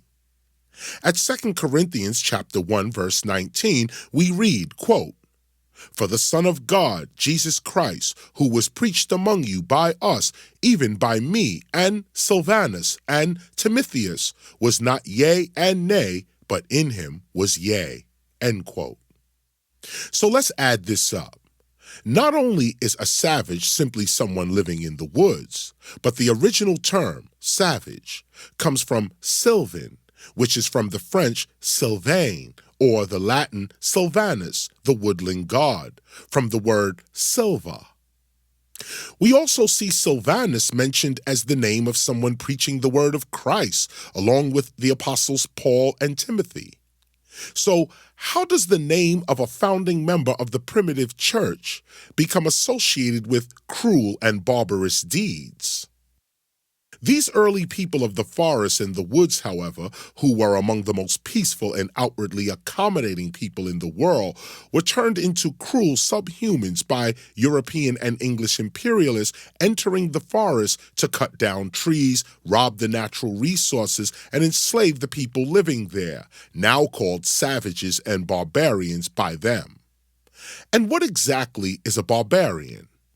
A foreigner, or someone that doesn't speak the Greek language. Foreign, specifically non-Hellenic or non-Greek, especially non-Roman, also pagan, non-Christian. Further, we read uncivilized, savage. It's like the word barbarous, here showing to mean non-Greek, foreign, especially of speech. These foreigners were considered uncultured, uncivilized, rough, rude, coarse. Then it says, of language, not Greek or Latin, not classical or standard, having many barbarisms. Then it says, of a person equaling barbarian, cruelly savage, harshly unkind. This is what it originally meant to be called a barbarian or barbarous. It simply meant that you were a foreigner to the Greeks and later to the Romans, that you didn't speak the Greek or Latin languages. That's all. That's all barbarian means. All of the other non-literal definitions of barbarian or barbarous that clearly come later are cultural, not literal. When we step outside of Greek and Roman cultures, we find other approaches to the same words. It must also be remembered that the ways in which we respond to certain words today is not necessarily how ancient people responded to the same words in their time. Here's the famous Jewish historian Josephus and his translated writings. Josephus' writings gives us an example of the word barbarian being used without a degrading connotation attached to it. Talking about what he is going to go over in his writing of history, Josephus dedicates his work to both the Greeks and to the barbarians, who are simply everyone else not Greek, and later not Christian. He writes, quote, "Accordingly, I have been at great charges and have taken very great pains about this history, though I be a foreigner, and do dedicate this work as a memorial of great actions, both to the Greeks and to the barbarians." End quote. As mentioned earlier, when one nation extends its power over another nation and its people, it also degrades that nation. It demeans and disrespects the importance of such a nation and its original people in its own culture, especially the names and symbols associated with the leadership of the foreign culture. From birth, we are groomed for what is commonly called white supremacy.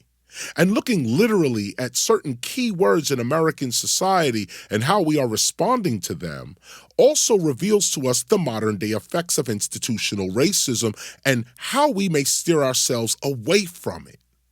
Looking down upon the savage, the primitive, the barbarian, as well as the nigger, is precisely the goal of institutional racism. For you to mimic the character as well as the likes and dislikes of colonists and see the world the way in which they do. This is what keeps the crime of colonialism continuing. We are all going along with it. The cultural customs of colonial rule have become, quote, established and respected forces in the society and thus receives far less public condemnation, end quote. If the savage is offensive to them, then the savage is offensive to us. If the primitive is offensive to them, then the primitive is offensive to us. If the barbarian is offensive to them, then the barbarian is offensive to us. In fact, if we are offensive to them, then we become offensive to us. Or, in other words, if the nigger is offensive to them, then the nigger is also offensive to us. This is a true form of mental slavery caused by institutional racism. The sounds nigga, N-I-G-G-A, and nigger, N-I-G-E-R, actually come from ancient sounds that predate the entire English language by thousands of years, and these original sounds were royal, divine, and African. Linguistically, the most important sounds in the word nigger are the N, the G, and the R. And everywhere we see these combination of consonants, especially the N and the G, we see a connection to rulership and or divinity. Consonant sounds that are recorded today as NGD, NGS, NHR, and even NGA and NGR are among the root sounds describing the character of ancient black kings and queens, as well as black prophets and teachers.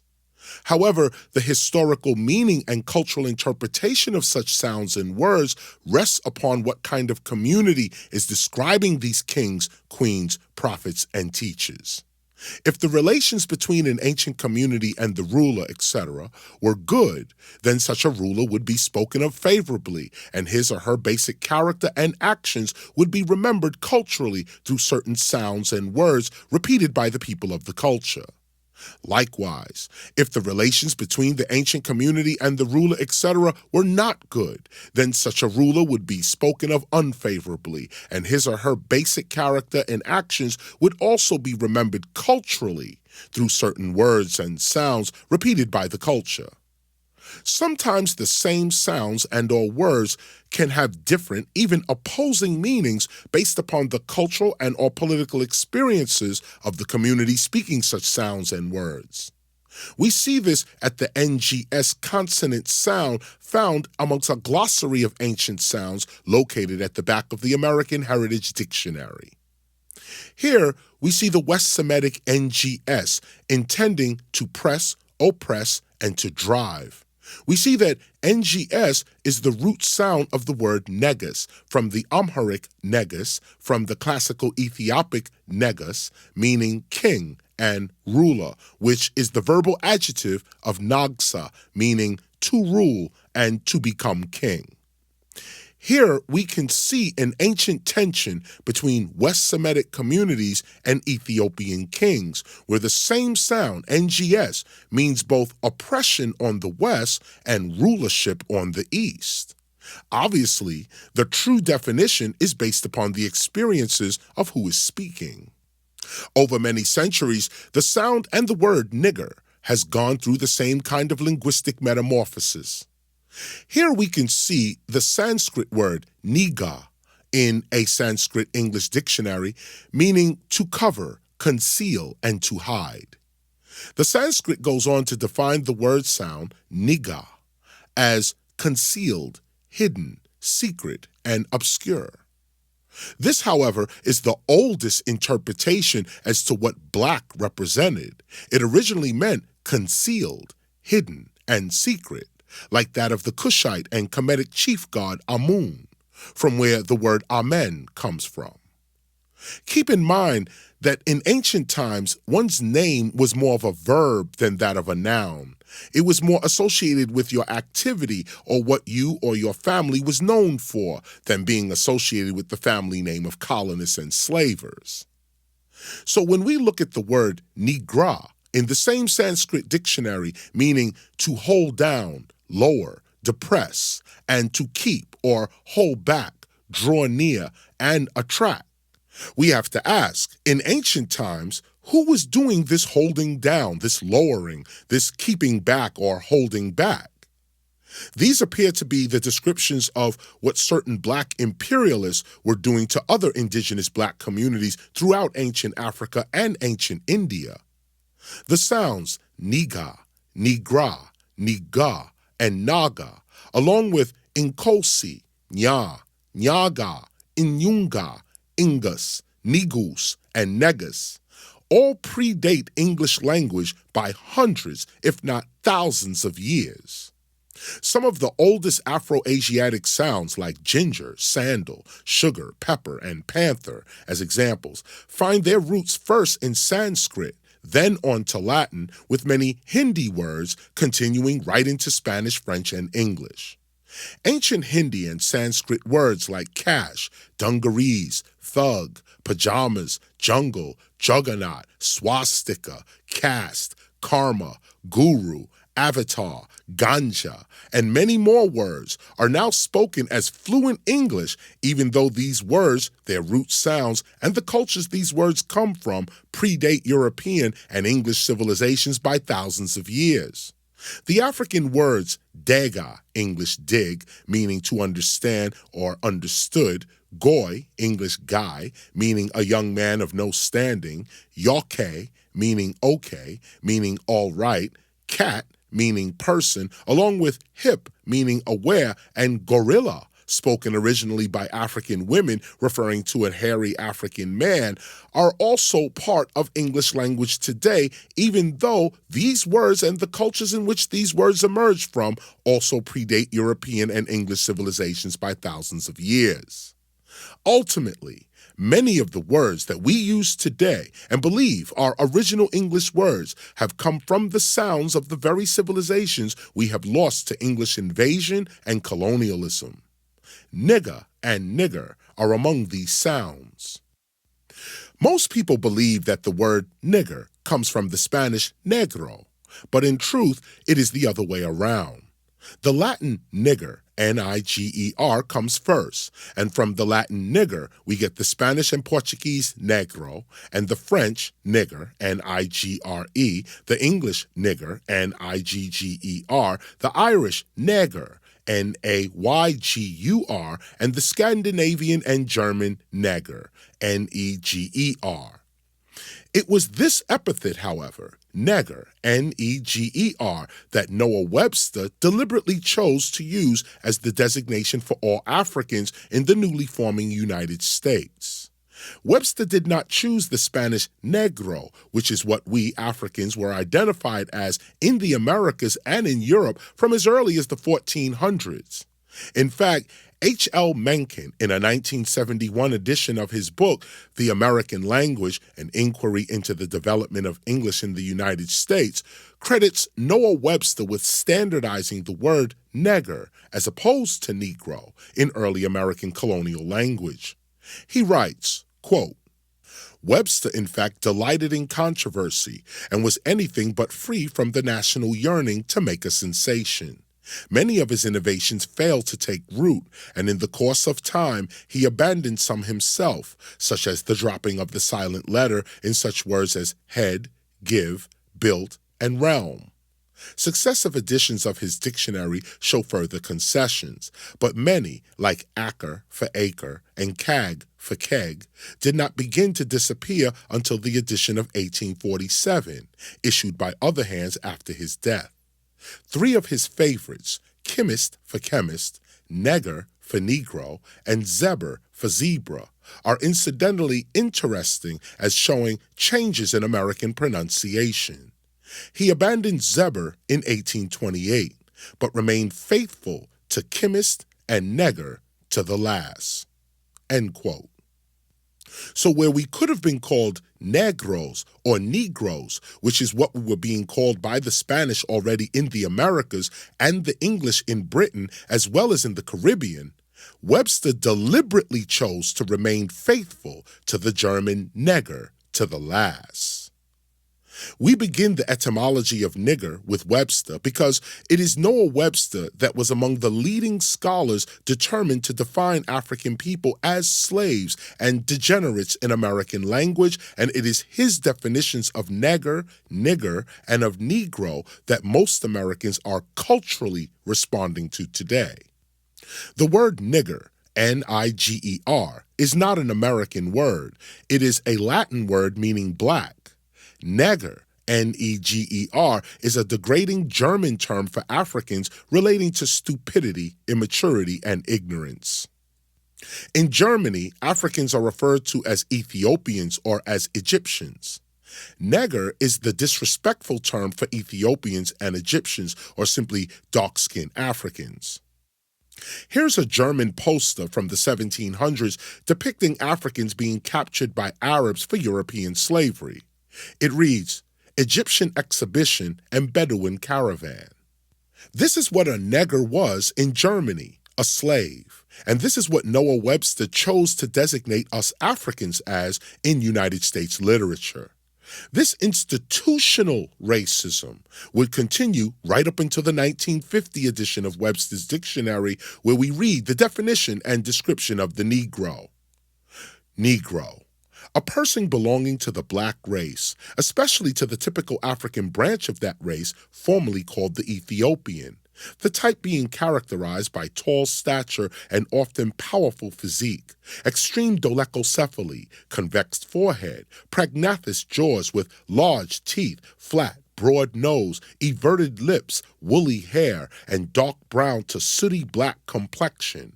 Specifically a person of the typical race inhabiting the Sudan, or that part of Africa between the Congo and the Sahara. Also inhabited by Hamites, Arabs, and Pygmies.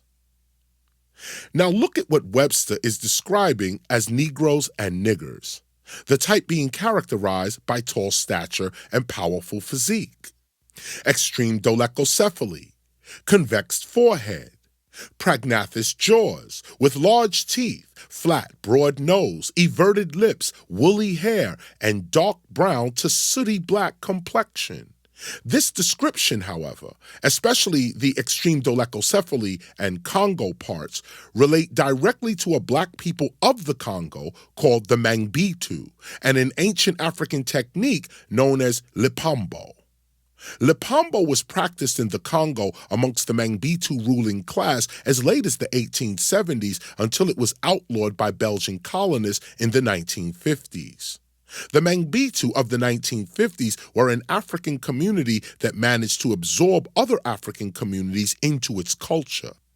Each of these communities preserved much of the ancient ways and customs of older African communities, which became scattered due to famine, drought, invasion, and war. The Mangbitu's multicultural community flourished with very high levels of technological, architectural, agricultural, and material achievement brought by the various communities absorbed into it. One such achievement was the elongation of the head as a sign of royalty, intelligence, and beauty. This is the Lipambo technique, the elongation of the head. However, such royalty, intelligence, and beauty would be quickly transformed into slavery, violence, and ugliness by the Belgian colonists invading and exploiting the Congo for rubber, diamonds, and other raw materials. It was the Mangbitu, among others, that Webster's New International Dictionary described as, quote, specifically a person of the typical race inhabiting the Sudan or that part of Africa between the Congo and the Sahara, end quote. These are the Negroes that African Americans are to know nothing about. Our connections to this part of Africa, the Sudan, Ethiopia, even Libya and Egypt, are what a colonial education is purposefully attempting to erase from our memory through colonial cultural customs and its institutions. Niggers, being described as having a flat, broad nose, everted lips, woolly hair, and dark brown to sooty black complexions, are the features of the original pharaohs, the original Kendakes, the original Negus, the original gods. But if you are culturally trained to look at words like nigger, negro, and nigga emotionally and not literally, you could be led right back down the path that you are actually trying to avoid. Ignorance of your real ancestry. Flat, broad nose, everted lips, woolly hair, and dark brown to sooty black complexion are the Negro features of the original Buddha, as well as the original Krishna, which literally means the black one. Every description of this ancient nigger matches that of the original gods of India, China, Kemet, Egypt, and Kush, Nubia, all with so-called Negroid facial and body features. In the Book of Beginnings, Gerald Massey explains, quote, The most reasonable view on the evolutionary theory, and those who do not accept that have not yet begun to think for lack of a starting point, is that the black race is the most ancient and that Africa is the primordial home. It is not necessary to show that the first colonizers of India were Negroes, but it is certain that the Black Buddha of India was imaged in the Negro type. In the Black Negro god, whether called Buddha or Satnasi, we have a datum. They carry in their color the proof of their origin. The people who first fashioned and worshiped the divine image in the Negroid mold of humanity must, according to all knowledge of human nature, have been Negroes themselves. For the blackness is not merely mystical. The features and the hair of Buddha belong to the black race, and Nasi is the Negro name." End quote. This is the legacy and the real people that are being hidden, not just from us, but from everyone. The hard truth is that the black beings that are referred to throughout history as nigger and as Negro were among the first kings, the first queens, the first scientists, and the very first artists. It is these ancient black beings and their children who racist imperialists invaded and robbed. Unarmed prophets and teachers. Historically, these are the first niggers. What is interesting to note here is that everywhere we seek the etymology of the words nigger or Negro, we are often referred to the word Ethiopian, as we can see here in the same Webster's New International Dictionary of 1950. Quote, Negro, a person belonging to the black race, especially to the typical African branch of that race, formerly called the Ethiopian. End quote. This word Ethiopian, however, is how we can begin to trace the true identity of those certain kinds of black people historically called niggers. There is nothing shameful or ugly or ignorant about our ancient black ancestry. In truth, terms like nigger and Negro were said to us and our ancestry by white racists in an effort to degrade us and our real heritage. But these very words and sounds had different meanings when they were spoken by our ancestors, and it is our original meanings, that we also have to look at when looking at controversial words in the English language. Even further, to agree with their racist terms as being terms of shame, ugliness, and ignorance is to degrade our own ancestry because of our agreement that the terms in which they, the racists, use to denote shame, ugliness, and ignorance are indeed scholarly correct. But they are not. Looking now at the Oxford English Dictionary of the English Language, we see the word nigger, N-I-G-G-E-R, as an alteration of the earlier neger, N-E-G-E-R, which is the same word as the Swedish, Dutch, Scandinavian, and German neger, as well as the French nigger, N-I-G-R-E. Nigger, in any configuration, is a Negro, an African. When we look at the English definition of Negro, we see first that Negro is a Spanish and Portuguese word which comes from the Latin nigrum and nigger, both meaning black, which also corresponds to the Latin nigro, N-I-G-R-O. Hence also the French nigger, the German, Swedish, Dutch, and Scandinavian neger, and the English nigger. As we can see, the word nigger does not come from the Spanish and or Portuguese negro. Negro actually comes from the Latin nigger. Again, nigger comes first, and from the Latin nigger, N-I-G-E-R, we get negro or negro. Here, negro is defined as, quote, an individual, especially a male, belonging to the African race of mankind, which is distinguished by a black skin, black woolly hair, flat nose, and thick protruding lips, end quote. Looking now at the American Heritage Dictionary, we see the word nigger, N-I-G-G-E-R, defined as, quote, nigger, offensive slang, used as a disparaging term for a black person. Then the dictionary itself adds a quote from James Baldwin, quote, you can only be destroyed by believing that you really are what the white world calls a nigger, end quote. The American Heritage Dictionary continues, nigger, used as a disparaging term for a member of any dark-skinned people. Nigger, used as a disparaging term for a member of any socially, economically, or politically deprived group of people. This more expanded definition of nigger means that when some group is being overworked or unjustly deprived in some way, they are called the new niggers. Here, gun owners are the new niggers. Not surprisingly, though, in the same American Heritage Dictionary, Negro is defined as often offensive, a black person, a member of the Negroid race.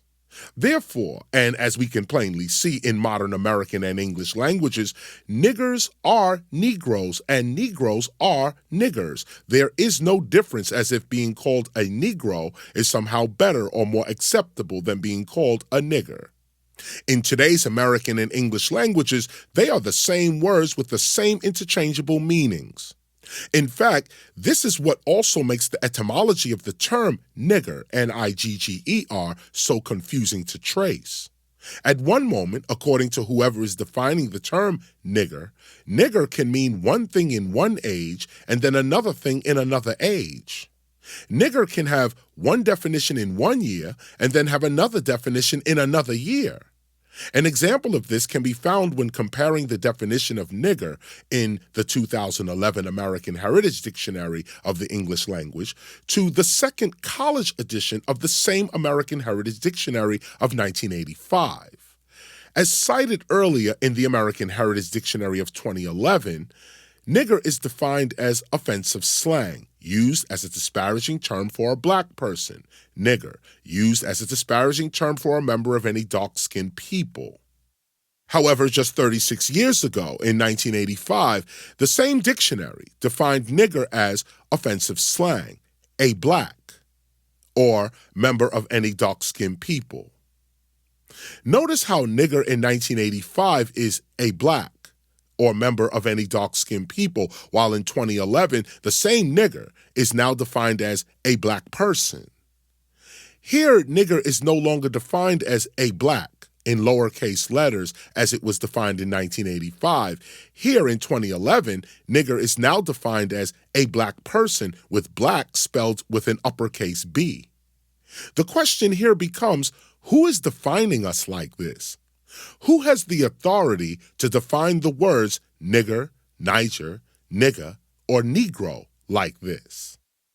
It seems as if black existence is ultimately defined by white observations and judgment at any given moment, and it is their observations of us that we either try to come up to or avoid. But our whole existence, even in our own minds, still seems to be defined by European and English culture. This is also a blatant and obvious effect of modern-day institutional racism. Continuing on with the 5th edition of the American Heritage Dictionary, we see again Negro defined as often offensive, a black person, a member of the Negroid race, not in scientific use, from the Spanish and Portuguese negro, meaning black, black person, from the Latin nigger, again meaning black. Then it says CNEKWT in Appendix 1. This code points to the root sounds that make up the word Negro and their original intention. Here we see NEK1, NEK2, and then NEKWT at the bottom of these three codes. Some people try to connect the first neck, or NEK1, intending death with the words nigger and Negro through necro. But as we can see, such assumptions simply do not line up etymologically. For the correct etymology of the root sounds that make up the word Negro, the American Heritage Dictionary points us not to the first NEK, where necros comes from, or even the second NEK, but to the third NEKWT. Here we see the root sound of Negro to mean night, probably from a verbal neg, to be dark, and be night. So Negro, coming from nigger, was first associated with darkness as in nighttime. This is also confirmed in The Roots of English Language by Robert Claiborne, where we see the NEKWT code intending when the length of night equals that of day. Moving further in the same book, we find another root sound related to Negro, intending various colors, including the Latin nigger, black, whence negro and denigrate, to blacken someone or throw mud at someone. The author, however, makes a special note of the fact that, quote, the negative senses of nigger, like those of black, have nothing to do with skin color. Dirt is often black, so are threatening storm clouds, and so is night, when both evil spirits and evil people are abroad, end quote. So originally, the sounds nigger and negro referred to nighttime and to the night sky. As names or designations, they would have referred to a person or to a people concerned with the night sky or those that moved around at night. This is interesting to our study because with nigger and negro being precisely the same words in the English language, we also see that when nigger, N-I-G-E-R, and or negro, N-E-G-R-O, are cited in older dictionaries, again, the term Ethiopian is also used as their historical foundations. And we also know that the ancient Ethiopians, as well as those black people referred to as Egyptians and Libyans, were stargazers. They were astronomers, actually the first astronomers. Here, we begin to see what the words nigger and negro are actually referring to. Historically, Negroes, or more accurately, niggers, begin as ancient Ethiopians. As we can see here in another Webster's definition, the Negro was, quote, formerly called the Ethiopian, end quote. This is who is first being called nigger. And such an epithet begins in Latin, not in Spanish or Portuguese. Looking at Lewis and Short's A Latin Dictionary, we see that N-I-G-E-R is pronounced as nigger, with the variants nigra and nigrum. There is no Niger or Niger in the linguistic etymology of the word nigger. N-I-G-E-R can only be pronounced in Latin as nigger because the Latin G was always pronounced hard, as in go. It was never pronounced soft, as in gentle. N-I-G-E-R is pronounced as nigger. This is etymologically important because it is here in the Latin and in the Greek that we begin to see a little more of our real black ancestors and how the word nigger gets associated with death. We can see in this definition that it is nigrum that is associated with death. The actual word nigger is not. N-I-G-E-R is pronounced as nigger, meaning in Latin, black, sable, dark, and dusky. It is conferred or compared with the Latin words atter and pullus. The only time N-I-G-E-R is pronounced as Niger or as Niger is when it is actually someone's name or when it is somehow magically applied to the countries Niger and Nigeria. But the history of the words nigger, N-I-G-G-E-R, nigger, N-I-G-R-E, negger, N-E-G-E-R, and negro, N-E-G-R-O, all derive from the Latin nigger, N-I-G-E-R. It is also important to note that nigger, N-I-G-E-R, is a Latin word describing dark-skinned African people. All of the other misspellings, mispronunciations, and deliberate degradations would come much, much later as disrespectful racial epithets toward the ascendants of the original niggers. Those called niggers by the Romans were also called Ethiopians by the Greeks. Other Latin words like fusca, affer, afro, afri, eth, ether, aether, and atter were also used in conjunction with nigger, or the color black. Affer, afro, and afri, in particular, were all related to the black people living in Roman colonies. Eth is an ancient sound which comes into English language meaning to breathe and to ask with an oath, to adjure, or to swear on something. But eth as ether not only means to kindle, to burn, and to shine, it also refers to the clear sky, the upper regions of space, beyond the clouds, the medium filling the upper regions of space as the air fills the lower regions. We also see at definition B, ether, as the element breathed by the gods. It is from ether that we get ethereal, also meaning heavenly, and even spiritual, delicate and light, and Etherean, meaning heavenly, refined, of a color delicate. From eth and ether, we also get Ethiopian. In fact, going back to the Latin, we see eth and aeth sharing the same etymologies as root words of each other. We see in the etymology of ether the word aether, A-E-T-H-E-R, which also means the upper regions of space, heaven, the ether, ethereal matter surrounding a deity, the inhabitants of heaven, the gods. The word aether, which is the root word of ether and Ethiopian, is an older pronunciation of Ethiopian and Ethiop. In fact, the original ancestral Ethiopians were actually called Aethiops by the Greeks and by early Romans. The Oxford English Dictionary lists Ethiopian as from Ethiop. We also see in the etymology of Ethiopian the word Ethiop, which is also Aethiop. We read, quote, Ethiopian, of or belonging to Ethiopia, in the various historical uses of the name or to the peoples known to the ancient as Aethiops, often used now only humorously as Negro, end quote. Looking past this printed disrespect, however, we can still see the connection. Real niggers are also ancient Aethiops, ancient black Ethiopians. When you go to Ethiop in the same dictionary, it shows you its etymology lining up with Aethiop. We read, quote, Ethiopian, commonly believed to be from the Greek, to burn plus face, and to mean primarily burnt face. Conferred to fiery looking, later sunburnt from the same cognate elements, end quote. At this literal definition, toward the bottom of Ethiop's definition, we see Ethiopian, hence usually a person with a black skin, a blackamoor.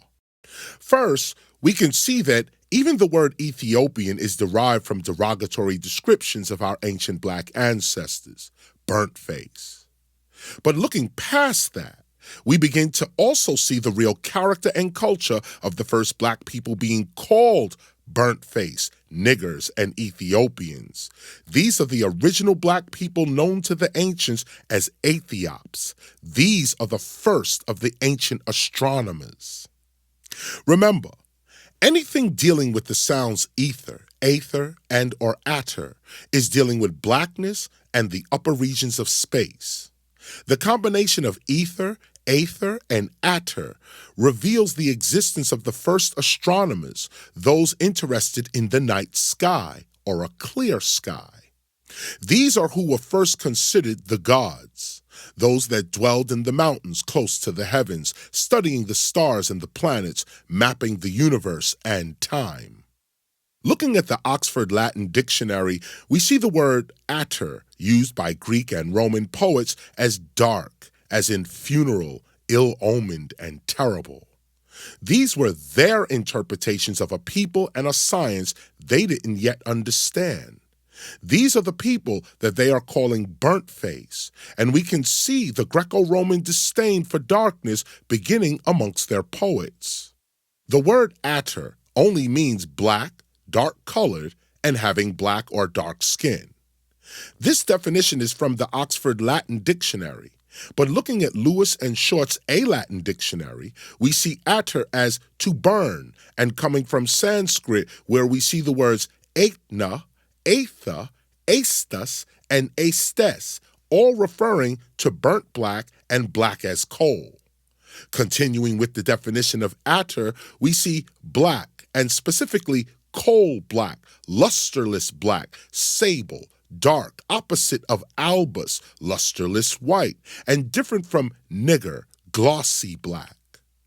It was classical and was frequently used, but not in the Latin Vulgate or the Biblia Vulgate Editionis, which used nigger. Looking at aether as part of the etymology of ater sheds more light upon these dark-skinned stargazing people. It is from aether that we get Aetherius, Ethiopia, Aethiopicus, and Aethiops. In the Oxford Latin Dictionary, we see aether as 1. The upper regions of space, heaven, the ether. B. Ethereal matter surrounding a deity. The inhabitants of heaven, the gods. We also see Aetherius, 1. Of or connected with the upper air, sky, or heavens, especially the abode of the gods. Heavenly, ethereal. Also of the sun, pater, rex, rector, etc., the heavenly father, king, ruler, etc. Also Aetherius as title of Jupiter. 2. Situated in or born through the sky, in high heaven, aloft, of rain coming from the sky, heaven sent, of mountains, etc., reaching the sky. We also see Ethiopia, 1, quote, a name applied loosely to the whole inland part of Central Africa, Ethiopia, also more precisely to the kingdom of whose capital was Merowe, corresponding to part of the modern Sudan, end quote. Merowe, however, was the capital of Cush, or Nubia. And finally, Aethiops. Quote, an inhabitant of Ethiopia, Ethiopian, the Ethiopians. An Egyptian, a black man, Negro, blackamoor, a black slave. End quote. First, notice how everything associated with the sounds aether and aeth, like Ethiopia, Aetherius, and Aethiops, are all related to the heavens. But then, when we get to Aethiops, although Aethiops is related to the gods and to ancient black astronomers, as well as to the nation of Ethiopia itself, somehow, in definition 2, Aethiop is now applied to a black slave. So, we can either read this as what actually happened to the ancient Aethiops, that these ancient black scientists, artists, astronomers, and philosophers were invaded, robbed, and enslaved by a variety of competing imperialists who further slandered the royal and divine names of these ancient black people in their colonial history books. Or, such added descriptions are not truthful or factual at all, that such descriptions as Negro, blackamoor, and a black slave are being deliberately attached to ancient black ancestry by the descendants of those that sought to enslave and plunder ancient black people. Here's Aethiop from Lewis and Short's A Latin Dictionary. Here we can see the degradation and disrespect more clearly. We already know that everything associated with the name and even the sounds aeth and aether relates to the stars, basically astronomy and agriculture. We can also see that an Aethiop is a black man, a Negro. But at definition 2, we read in the Latin definition of Aethiop, quote, a coarse, dull, awkward man, a blockhead, end quote. This is what our ancient black astronomers, architects, and agriculturalists were being called first by racist Greek and Roman poets, and then by succeeding Greco-Roman generations thereafter. There was nothing coarse, dull, or awkward about the first astronomers, the first architects, the first agriculturalists, artists, weavers, pottery makers, and so on. These are not a warring people or an ignorant people. These are a thinking people. But if you cannot even bring yourself to study the actual word nigger, you will never even know that such people even existed. And this is what institutional racism is all about. It's all about the demonization and degradation of one group or race of people toward another because of that race or group's physical appearance. To teach or influence a society that one race is supposed to be subservient to another, or that a certain people are evil because of their race, is institutional racism. And this is what a literal and critical look at the N-words reveal. It doesn't matter what a dark-skinned person with woolly hair or thick lips was or still is called in a white European colonial society. Dark-skinned people with afros and full lips were the direct enemies, or rather targets, of English imperialism and greed. So whether you are called Ethiopian, black, Negro, Moor, nigger, or black man, all of these racial epithets in English language will lead right back to evil, slavery, and or subhuman beastly characteristics in English culture. It is when we look at the etymologies of these racial epithets literally that we begin to see what has happened to us and to everyone educated by colonial criminals. Here's the word black man in the Oxford English Dictionary. My point being that while some prefer to be addressed as black man as opposed to nigger, the very language, the very institutions that we are speaking and learning through sees all of these words and people as basically the same, evil and something to be avoided. Here we see black man. First, quote, a man having a black or very dark skin, end quote. Then the second definition reads, quote, an evil spirit, also the evil one, the devil. Also, a fictitious spirit or bogey invoked in order to terrify children, end quote. And here at the bottom of the definition, in the etymology of the word black man, we read a quote from 1886, quote, black man, a terrible object, a bogey, a nursery terror, very common. Now you be good chillern, else the black man'll come down the chimney arter ye, or after you, end quote. This is institutional racism. This is how young people, including black children, were being culturally indoctrinated into English colonial society as late as 1886. The lesson being, move toward that which is white and colonial and reject that which is black and primitive. It's all about getting the colonized to adopt the ways of the colonists by the colonized rejecting and even disrespecting their own ancestral culture.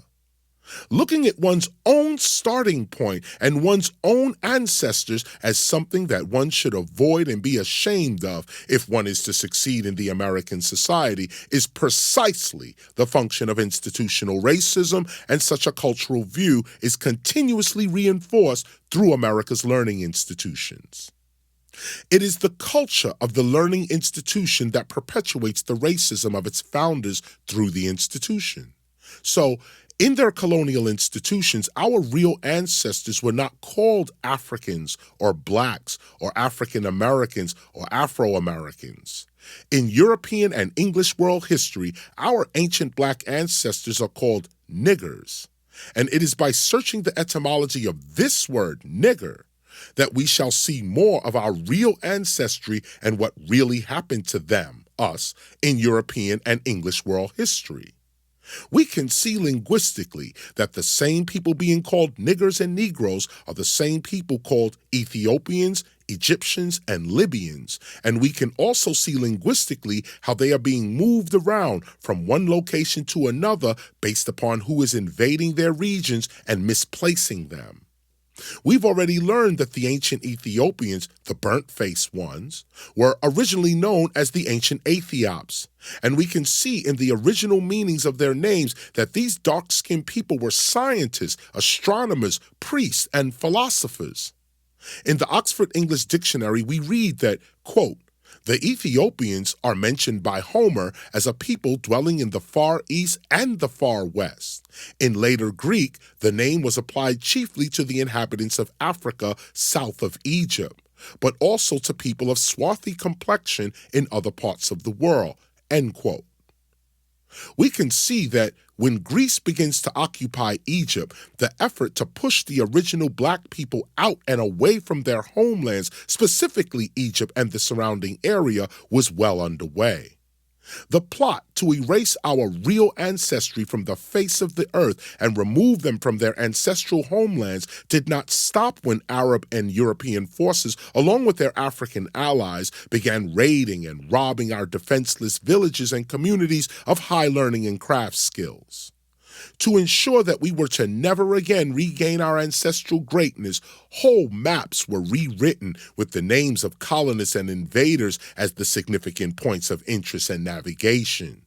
But here, we are learning that the word nigger, originally coming into English, Spanish, Portuguese, German, and French by way of Latin, is actually describing an ancient black people with a vast knowledge of the universe, the sea, and nature.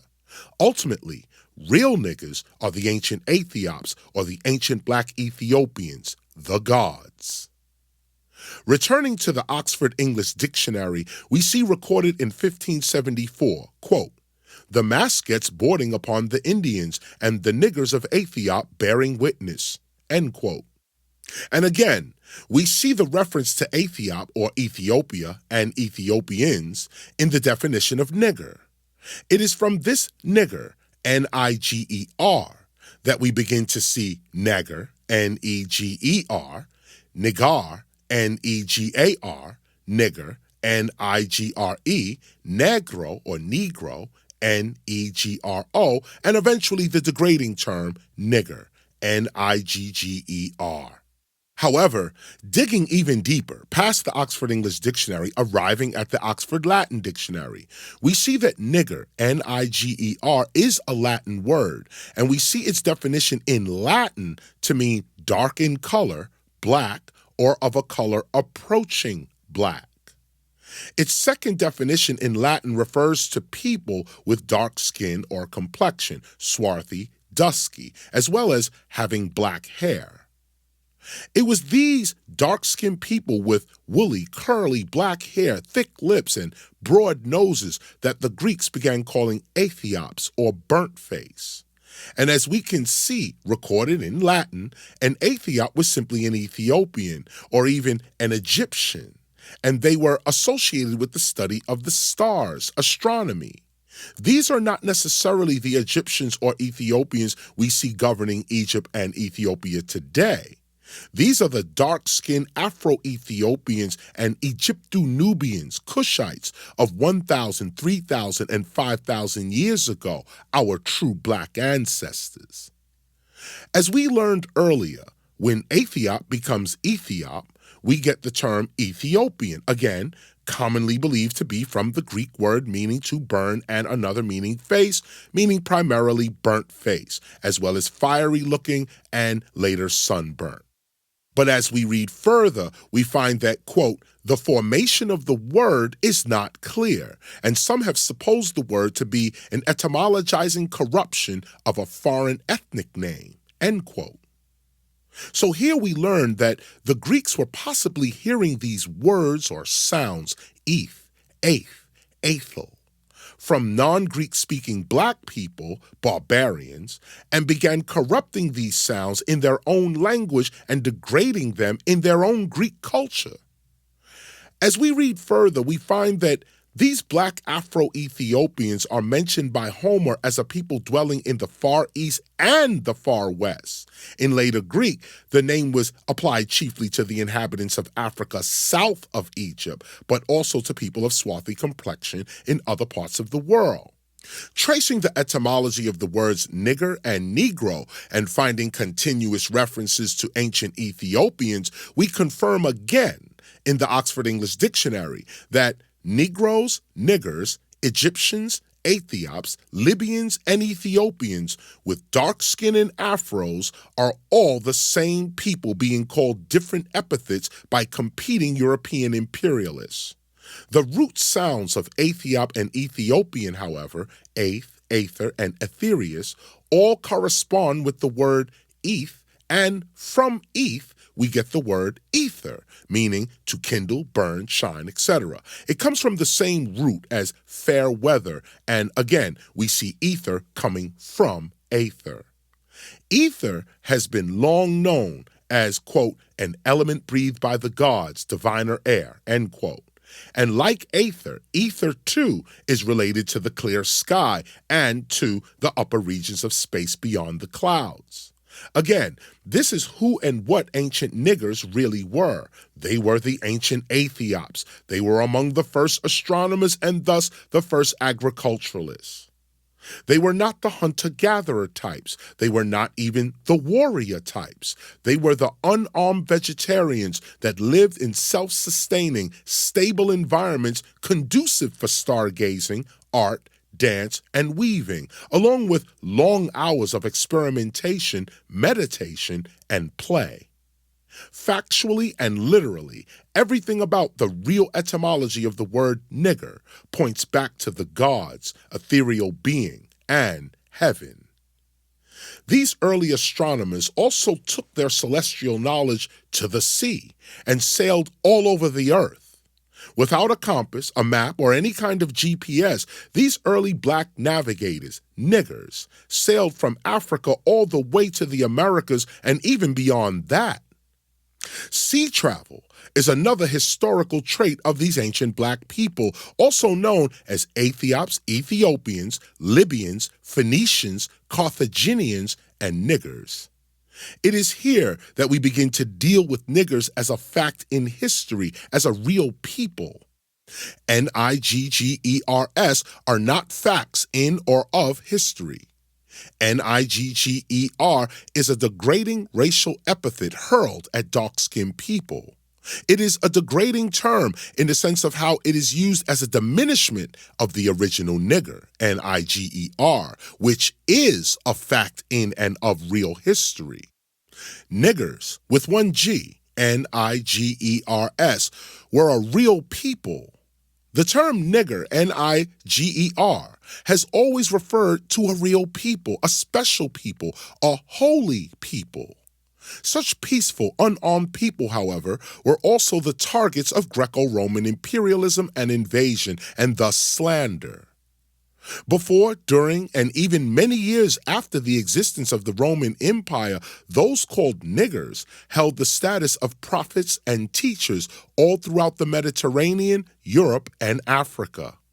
We see this divine status in the early formations of the Christian church, where in the book of Acts, chapter 13, we read, quote, "Now there were in the church that was at Antioch certain prophets and teachers, as Barnabas and Simeon that was called Nigger, and Lucius of Cyrene, and Manaen, which had been brought up with Herod the Tetrarch, and Saul." End quote. Here, it is important to note that not only is the city of Antioch, which is in Syria, the first place where the term Christian is being used, but these early Christians were niggers. Not only is Simeon called nigger, but Lucius is said to be of Cyrene, which is in Libya, Africa. The Handy Dictionary of the Bible lists nigger first as Niger, which doesn't exist in Latin. But what it does get right is its listing of the nigger, Simon, as the leader of the church at Antioch, which was the first place in which the term Christian was first used. Here's the Latin translation of Acts 13 from the Vatican's Nova Vulgate Bibliorum Sacrorum. Notice the same nigger in the Latin being used, nigger with the hard G. And again, these niggers are not just attending the church, they are the leaders of the church. Simeon in particular, who is called nigger, is referenced in a variety of Bible dictionaries and theological explanations as the leader of the first Christian church at Antioch.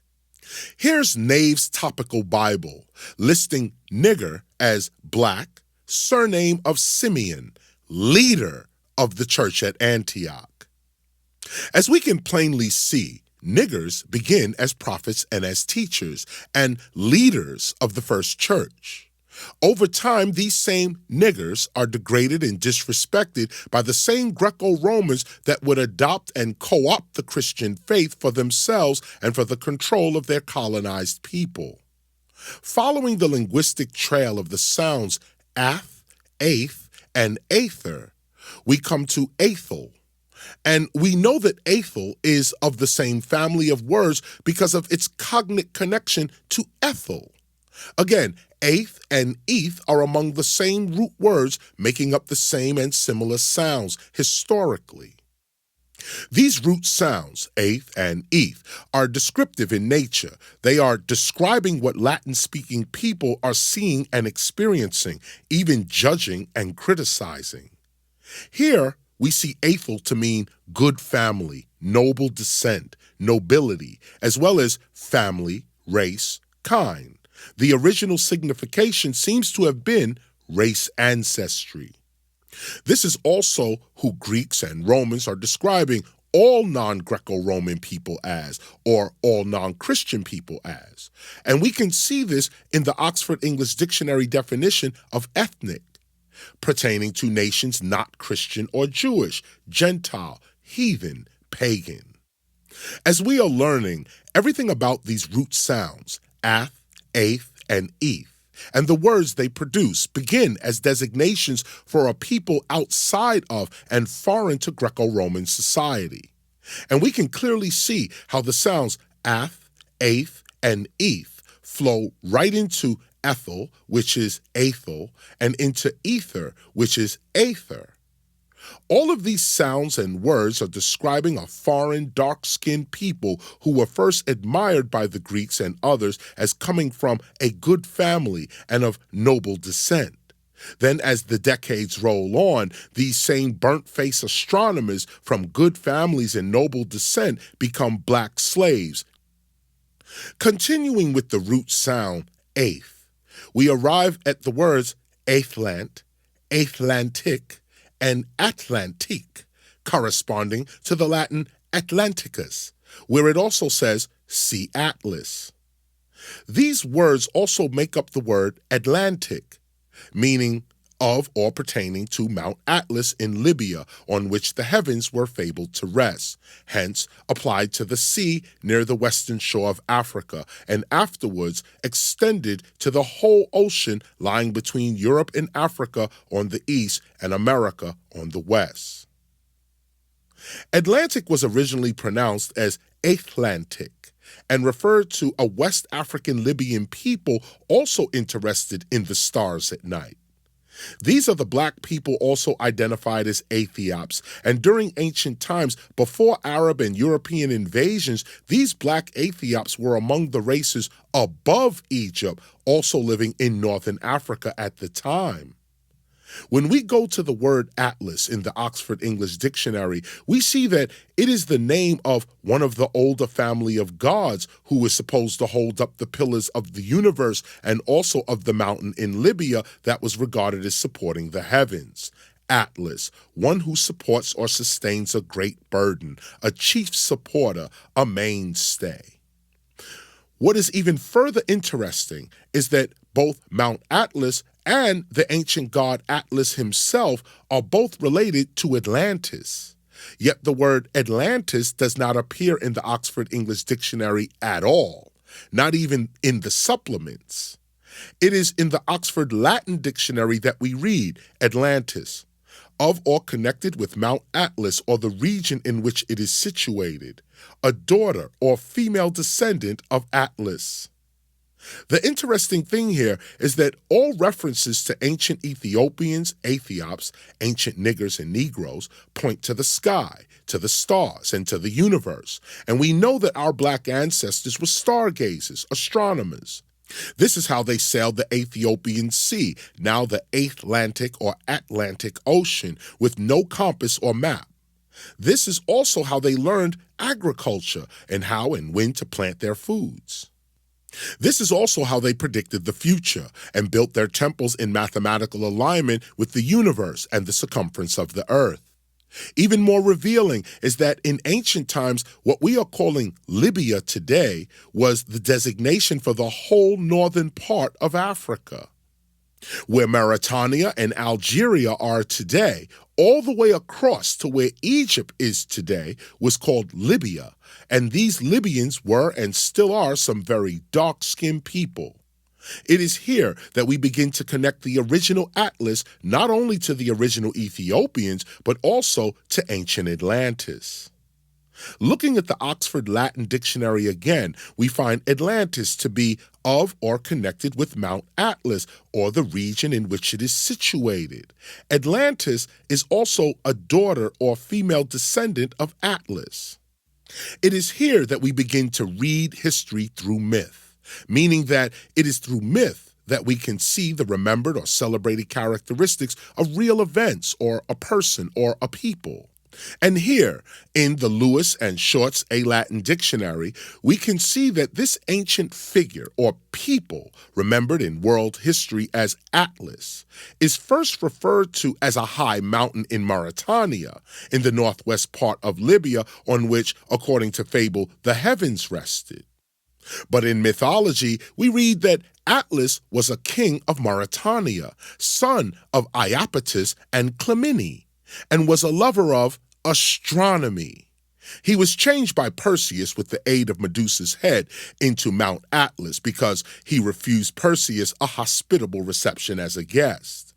We go on to read that he, Atlas, was the father by Pleian of the 7 Pleiades and by Aethra of the 7 Hyades. Finally, he is described as a man of colossal height. There's a lot that could be read into this mythological description regarding an ancient event that could have set certain adverse attitudes towards certain black people in motion. We also see the Aether reference in the name Aethra, and we also see how Atlas is connected to the black people of ancient Libya, which back then was the whole northern part of Africa before Arab and European invasions. Below the Atlas listing, we see Atlanticus, which not only pertains to Mount Atlas, but this name is also a designation for West African Libyan people. These are the Ethiops that are being dispersed all across Africa due to invasion and robbery, jealousy, and fear. According to Plato, Atlantis was a large island in the northwestern part of the Atlantic Ocean, the Ethiopian Sea. When it sunk, it is said that its inhabitants fled to all parts of northern Africa, including Spain in Europe, then considered Africa by the Black Carthaginians. In the documentary, Visiting Atlantis, they talk candidly about Atlantis being in the Sahara Desert, and we can recall in the definition of Negro that such people are identified as specifically a person of the typical race inhabiting the Sudan, or that part of Africa between the Congo and the Sahara. Here, we can trace not only the etymology of the words Negro and nigger to the ancient Kandakes and Negus of Ethiopia, but we can also go even further back into what is now called myth and find ourselves legitimately in ancient Atlantis. It all lines up. But that's not all. The Libyan connection goes even further when we look again at the early formation of the Christian church and the original role of the nigger in the church and in the world at the time. As we saw earlier, niggers, N-I-G-E-R-S, were literally regarded as teachers and prophets and appear in the Holy Bible at the book of Acts chapter 13.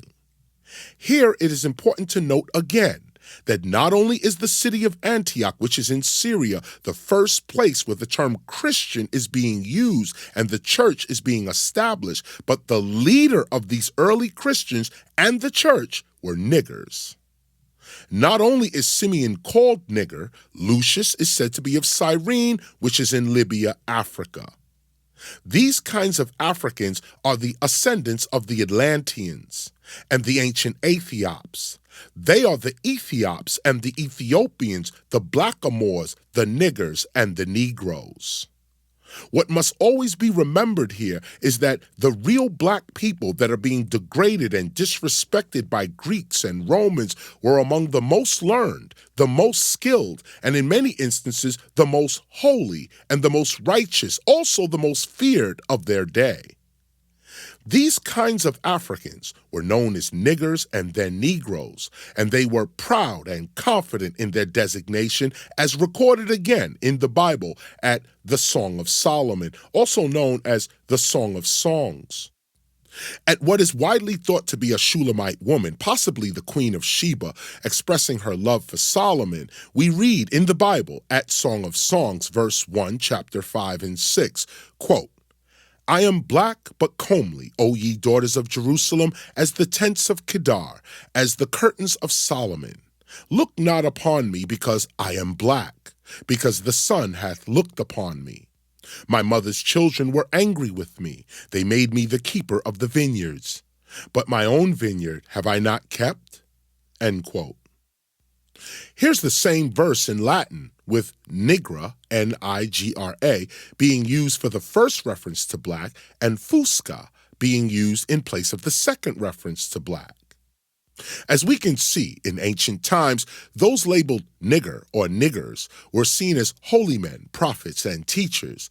It is when these same nigger prophets and teachers begin to criticize the corrupt ways of Greco-Roman imperialism that such niggers become the targets of Greco-Roman racism and disrespect. We can clearly see in the early formation of the Christian church that niggers were regarded as teachers and as prophets, but as we get further and further away from the primitive church, the more these prophets and teachers become exiled, slandered, excommunicated, forced into hiding, or outright killed. Here's an example of this in the Oxford Illustrated Encyclopedia of World History from earliest times to 1800.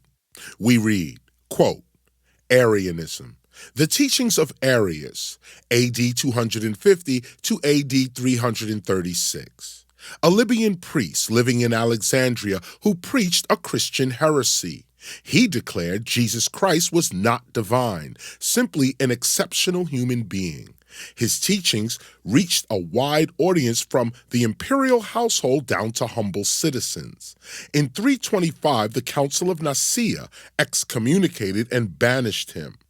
After Constantine's death, the Roman Empire was divided on the issue, and another condemnation was issued at Constantinople in 381 AD. Germanic invaders of the empire generally adopted Arianism as it was simpler than Orthodox Christianity. It spread throughout Western Europe and persisted in places until the 8th century. End quote. It is here that we begin to see what happened to many of the original niggers of antiquity. They simply didn't go along with the imperial and colonial schemes of the newly forming Greco-Roman state. And because of their rejection of Greco-Roman imperialism and the made-up politically motivated philosophical reasoning of such imperialism, they, the real niggers of antiquity, would become excommunicated and slandered throughout Greco-Roman history by Greeks, Arabs, and Romans determined to put niggers under their control. This is also how aeth, aether, and aethiop become associated with atheists, and eth and ether become associated with heathen. As the Bible clearly documents, it was niggers that first established the church, and by avoiding them, we avoid our real heritage, at least in biblical history.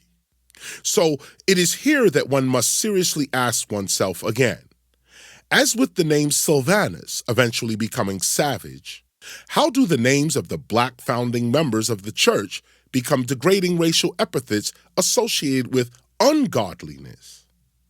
The answer has to do with the colonial culture that is teaching you from birth and how they want you to perceive yourself and your ancestors.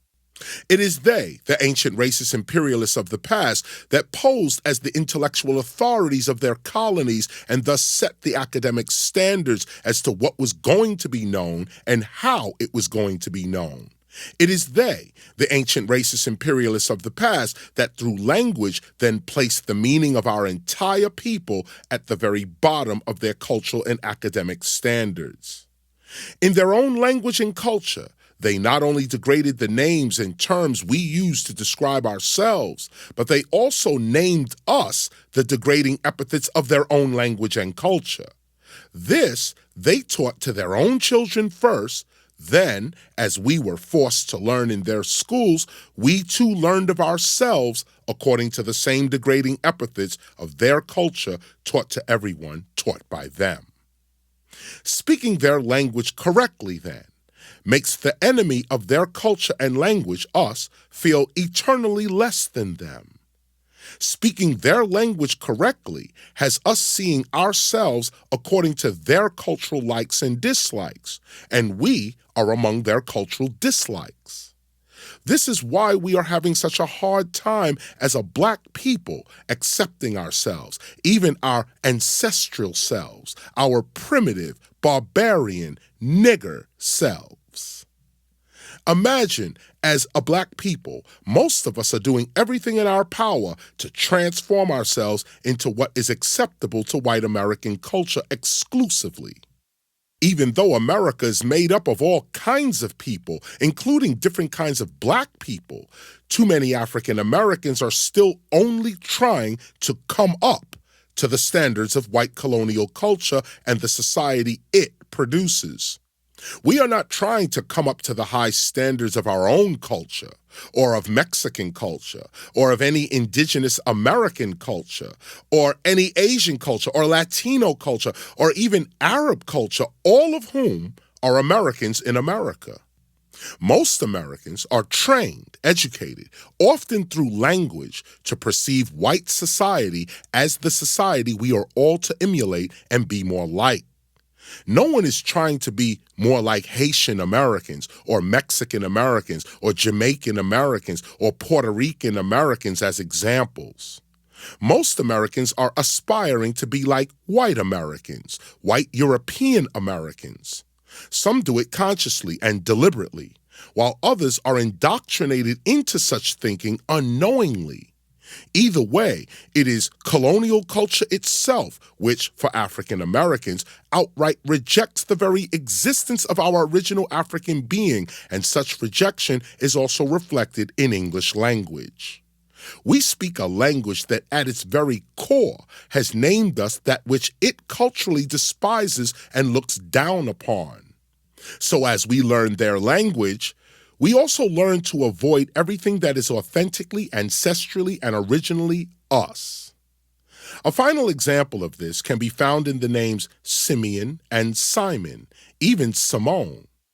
Returning to Acts 13, we see that Simeon, in particular, was called nigger and was recognized and respected as the leader of the church. It was Simeon that sent Saul, later Paul, and Barnabas out to teach. It was the Romans that were attempting to colonize Jews and later destroy the new African Jewish liberation movement called the Way, whose followers would later be called Christians by their Greek and Roman criticizers. Any degrading epithets hurled at black people during these times by Latin-speaking Romans would mirror the same kinds of degrading epithets hurled at black people everywhere by Romans and Greeks: burnt face, blockhead, and even ape. Our flat, broad noses, dark skin, and woolly hair became the very symbols of evil and ugliness in Greco-Roman culture, and we can see in the names Simeon, Simon, and even Simone how the very foundations of colonial language is not only about culturally degrading and demonizing those targeted for invasion and colonization, but also how through language we unknowingly learn and continue such linguistic degradation of ourselves and our ancestors. The city known in the Christian Bible as Nazareth was one such target for Roman imperialism and colonization. During the time of Yeshua the Christ, or Jesus the Christ, Nazareth, as well as the whole Palestinian region, was a war zone, and the black African Jews of Nazareth were Rome's direct targets. Rome was only interested in controlling and taxing the black people of Palestine, who were also determined to rid themselves of the Roman occupation of their lands. Yeshua, Jesus, was among this group of African Jews whose whole community was oppressed by Roman colonization. But this oppressed Jewish community was inspired and motivated by copies of its own holy books, which predicted that a savior of the Jewish people would rise and liberate the Jews from Roman oppression. This prophecy, however, was no peace movement. This was to be a war waged against Rome by the Jewish Messiah, the Christ, militarily. Inspired by this and other prophecies, messiahs began rising up against Roman oppression, only to be captured and put to death for sedition, a crime which resulted in being impaled to a wooden cross fashioned in the form of an X. In Yeshua's time, about 27 BCE, Rome considered people like Yeshua to be criminals, similar in style to that of Nat Turner and or Harriet Tubman, even Malcolm X and Stokely Carmichael. After Yeshua's arrest and crucifixion, the story and reputation of Yeshua's real character electrified black people everywhere. This communal fire would burn steadily right up until 66 AD, when Jews rose up again against their Roman oppressors and this time pushed them out of Palestine. They then set up a Jewish state within what Rome believed to be its colonized territory, prompting the Romans to return with even more aggression, destroying the city of Galilee, among other places. Eventually, in 70 AD, Rome, under General Titus, surrounds Jerusalem and invades the city, plundering it and murdering black people. Rome then goes on to invade the Holy Temple and robs it of all of its holy relics, as well as the original sacred Jewish holy books which inspired the Jewish people. These books were never seen again. They, Romans, then went on to destroy all of Jerusalem itself, scattering whole black communities running for their lives. As history records, Romans would then go on to arrest, torture, and outright slaughter those proclaiming to be of the way, or followers of the criminal Yeshua, Jesus. It was over many decades of enduring Roman oppression that people of all cultures began proclaiming themselves to be followers of Yeshua, or now Jesus the risen Christ. Similar to the way cannabis has been historically handled by U.S. federal and state governments, this street movement, the Way, grew to a point where Rome could no longer contain it culturally or continue to kill and humiliate the people that openly proclaimed themselves the people of the Way, or Christians. As history continues to record, it was then in 313 AD that the Roman Emperor Constantine issued the Edict of Milan, making Christianity the official religion of the Roman Empire. The effects of this edict, however, would not come into effect until 10 years later. But we must never forget that Roman officials hated and feared the new Christian movement and did everything in their power to crush it and erase it from the minds of Roman citizens and others under their control. In fact, any school of thought, contrary or critical or otherwise threatening in some way to Roman governance, was swiftly destroyed. Whole libraries packed with the Earth's true and real history, other forms of science and astronomy, records of important cultural transactions, royal weddings, divorces, births, and deaths, all of these from our ancestral records and the ancestral records of other ancient civilizations were outright destroyed or confiscated by Roman soldiers. Before and even during Constantine's conversion to the Way, or Christianity, according to Roman law and culture, Yeshua and his followers were criminals.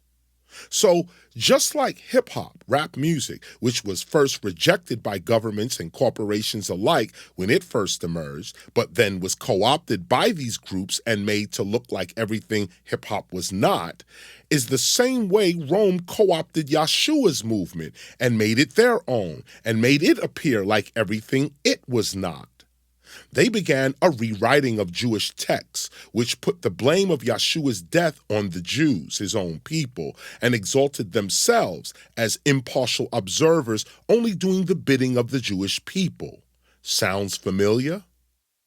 Anything here similar to our African American condition today? Well, the very word similar is why I bring this bit of biblical history into our study regarding ancient niggers and the image of the ape. First, it is interesting to note that when we begin to look seriously at such root word sounds as son and sim, among other words and names in Latin, we begin to see the real approach of Rome toward these rebellious black Jews.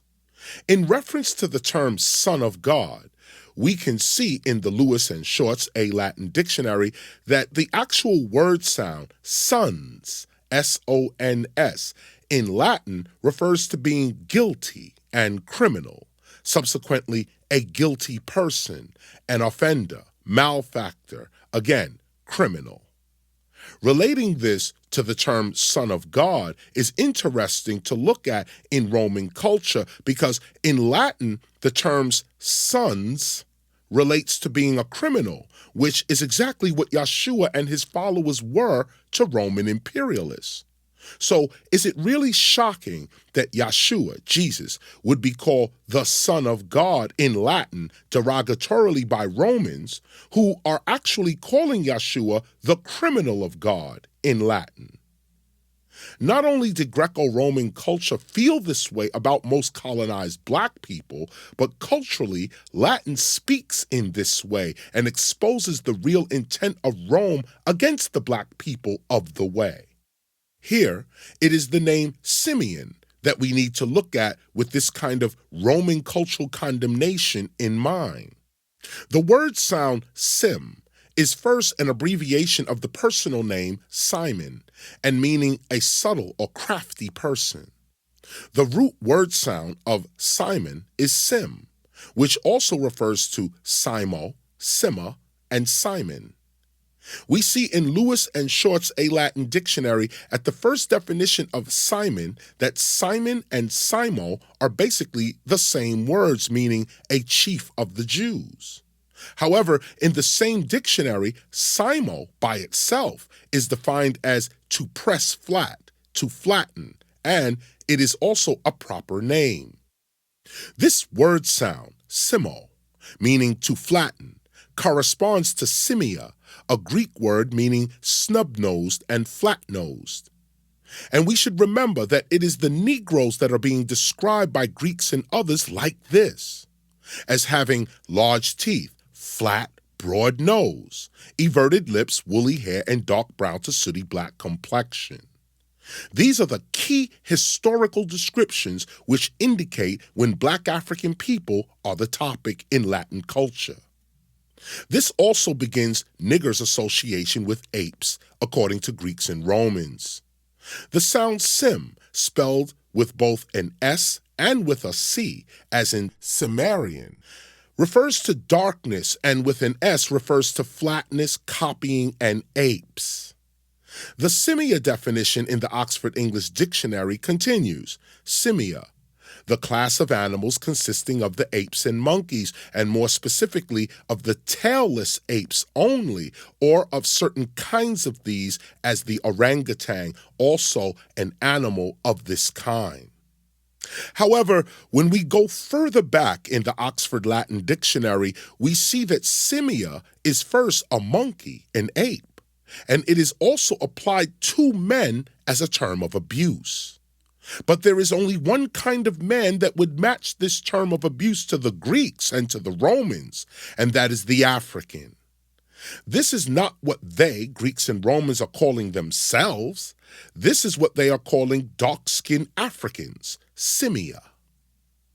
Reading further, we see the second definition of simia to be one who copies another, an ape. This may shed some light on the types of colonized black people that were around Greeks and Romans, colonized blacks doing everything in their power to fit in and come up to the cultural standards of Greco-Roman society. These are who Romans are degrading, calling them simia. And remember, these are not all of the black African people on the continent. These are the colonized Africans that they, Romans, have conquered, the Africans around them, the Africans they can see. This second definition, one who copies another, an ape, may also reveal the etymological intent of the saying, monkey see, monkey do.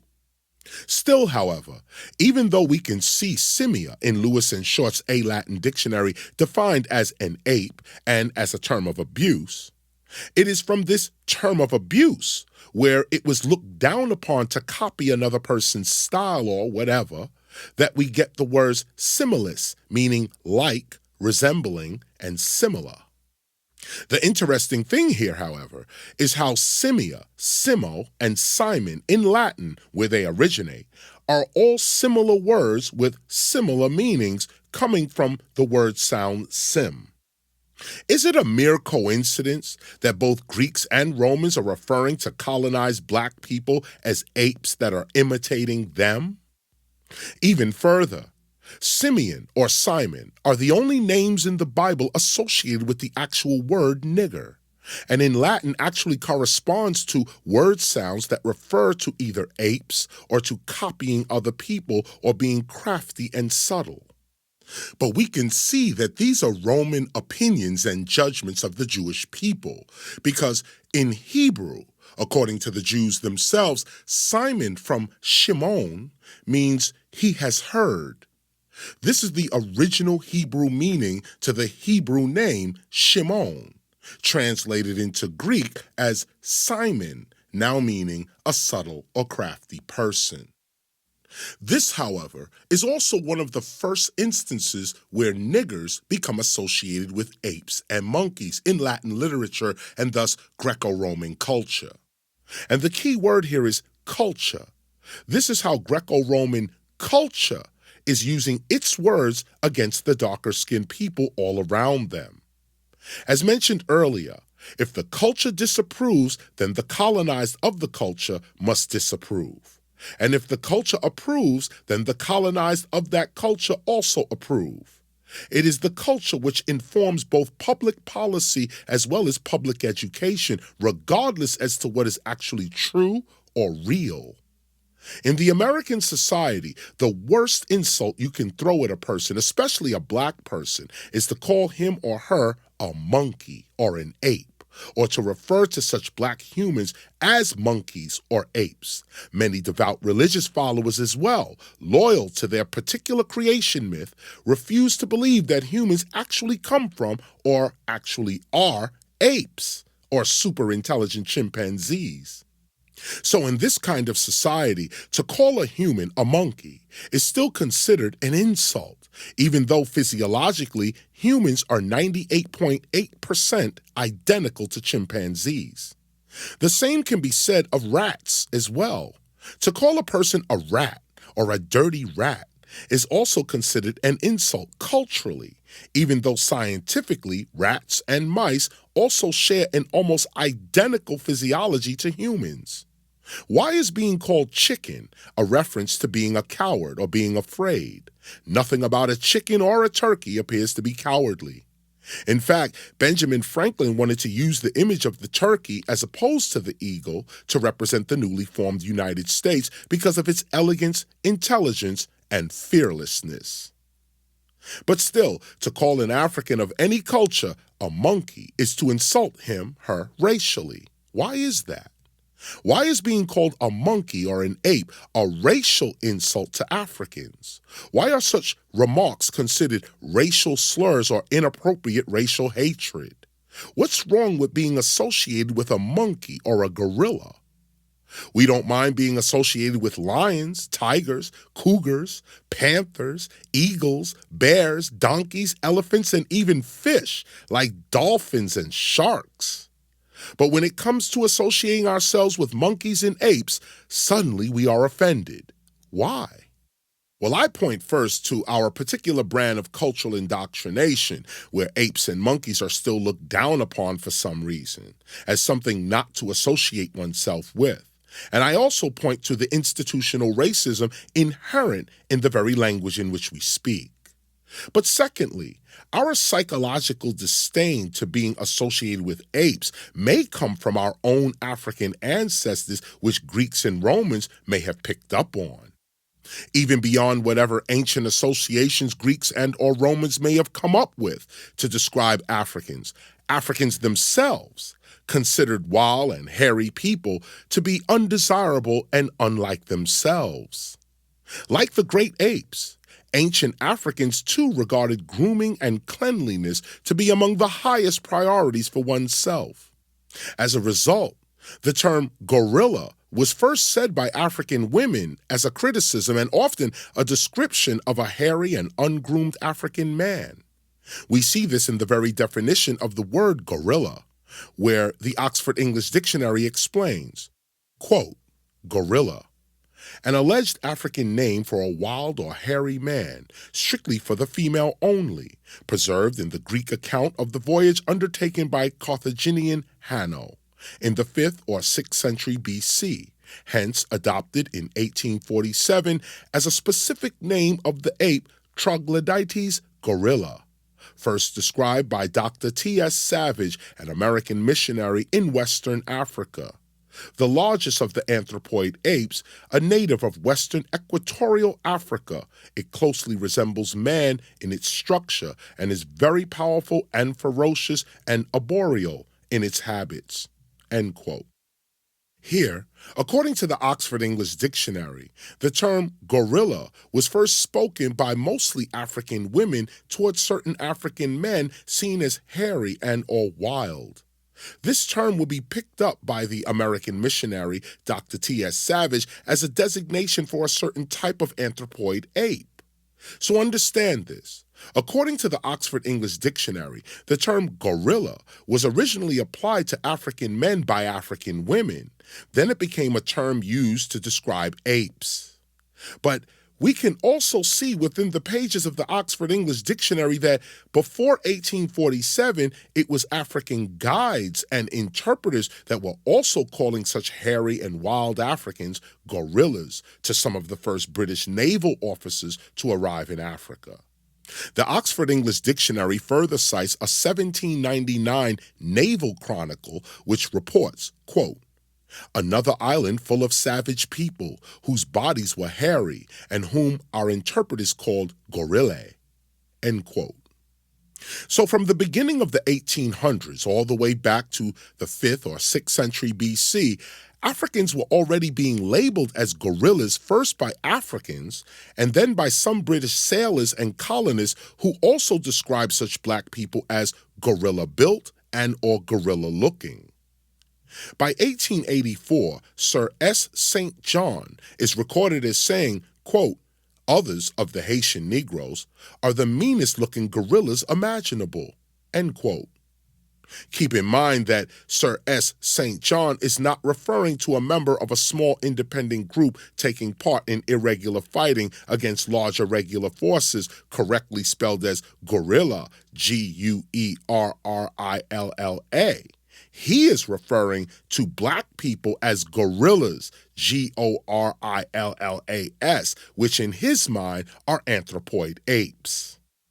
The interesting thing here, however, is how the Latin word sound sim, first an abbreviation of the personal name Simon, also refers to simo and simia. Simo meaning to flatten, and simia meaning ape and to copy, and also meaning snub-nosed and flat-nosed, with Simon meaning both a subtle or crafty person as well as a chief of the Jews. These are a specifically despised people by the Romans, and we can see linguistically how the dark-skinned, flat-nosed, colonized blacks copying Roman culture in an effort to fit in were actually treated. Here we can see how the word sounds sim, simma, and simo, and Simon, and even Simone, all correspond with one another and exposes the intent of Greco-Roman imperialists toward the indigenous dark-skinned people of antiquity.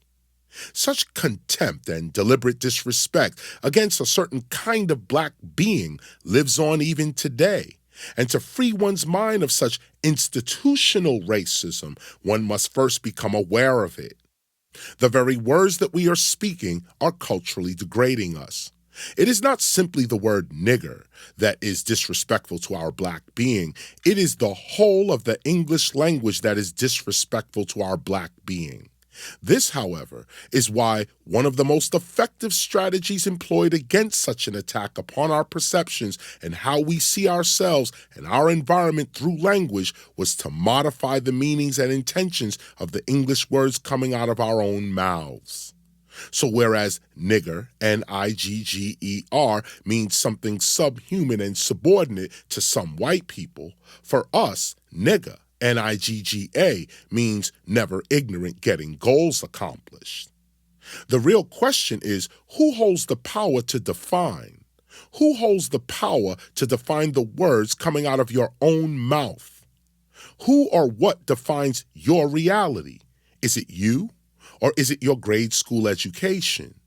Words and their meanings change regularly, and dictionaries of all sorts adjust themselves to meet such changes. It is not we that change our word usage. Respectfully, it is the dictionary that changes its word usage according to our word usage.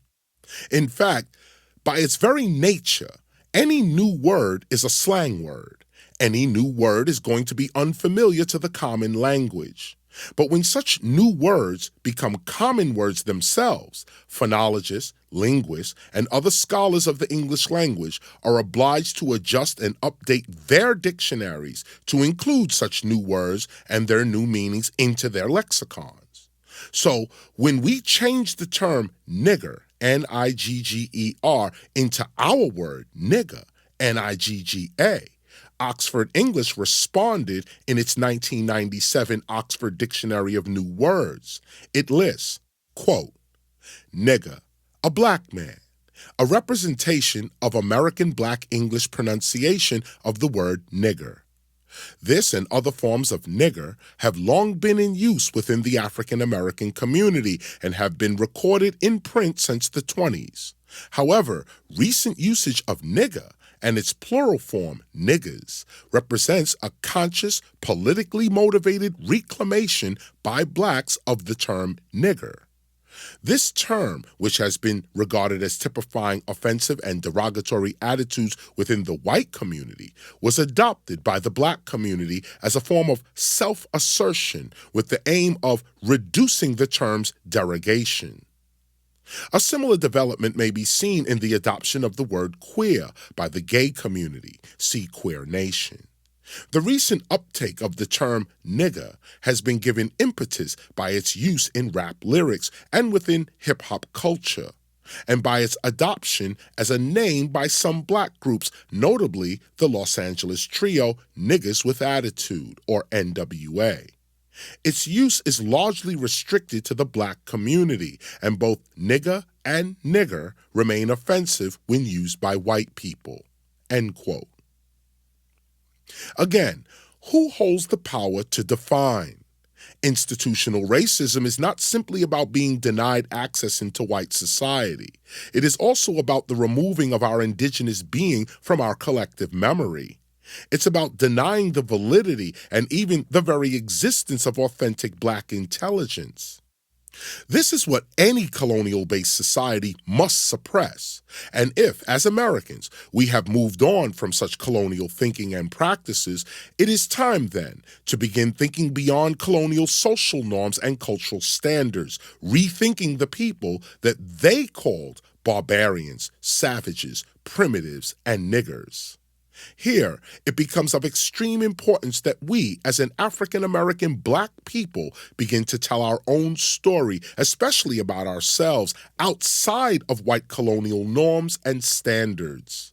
We can no longer rely upon the goodwill of others to be the motivating factor in them telling our story accurately. For one, the words and events that they deem offensive are only going to be the words and events deemed offensive in their culture. And if their culture is teaching us, then through education, we adopt whatever is offensive to them, even if what is offensive to them is us. Of course, there is more to discuss regarding this subject. Hopefully, I've inspired you to think more deeply regarding the words nigger, nigger, and negro, and have pointed out, among other revelations, that much of our thinking regarding these controversial words are indeed produced by learning institutions that have already deemed Africans as subhumans, no matter what we are called by them.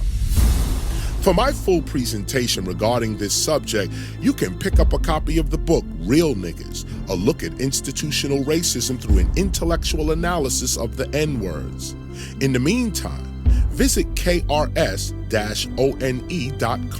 for access to more studies like this one. Thanks for learning.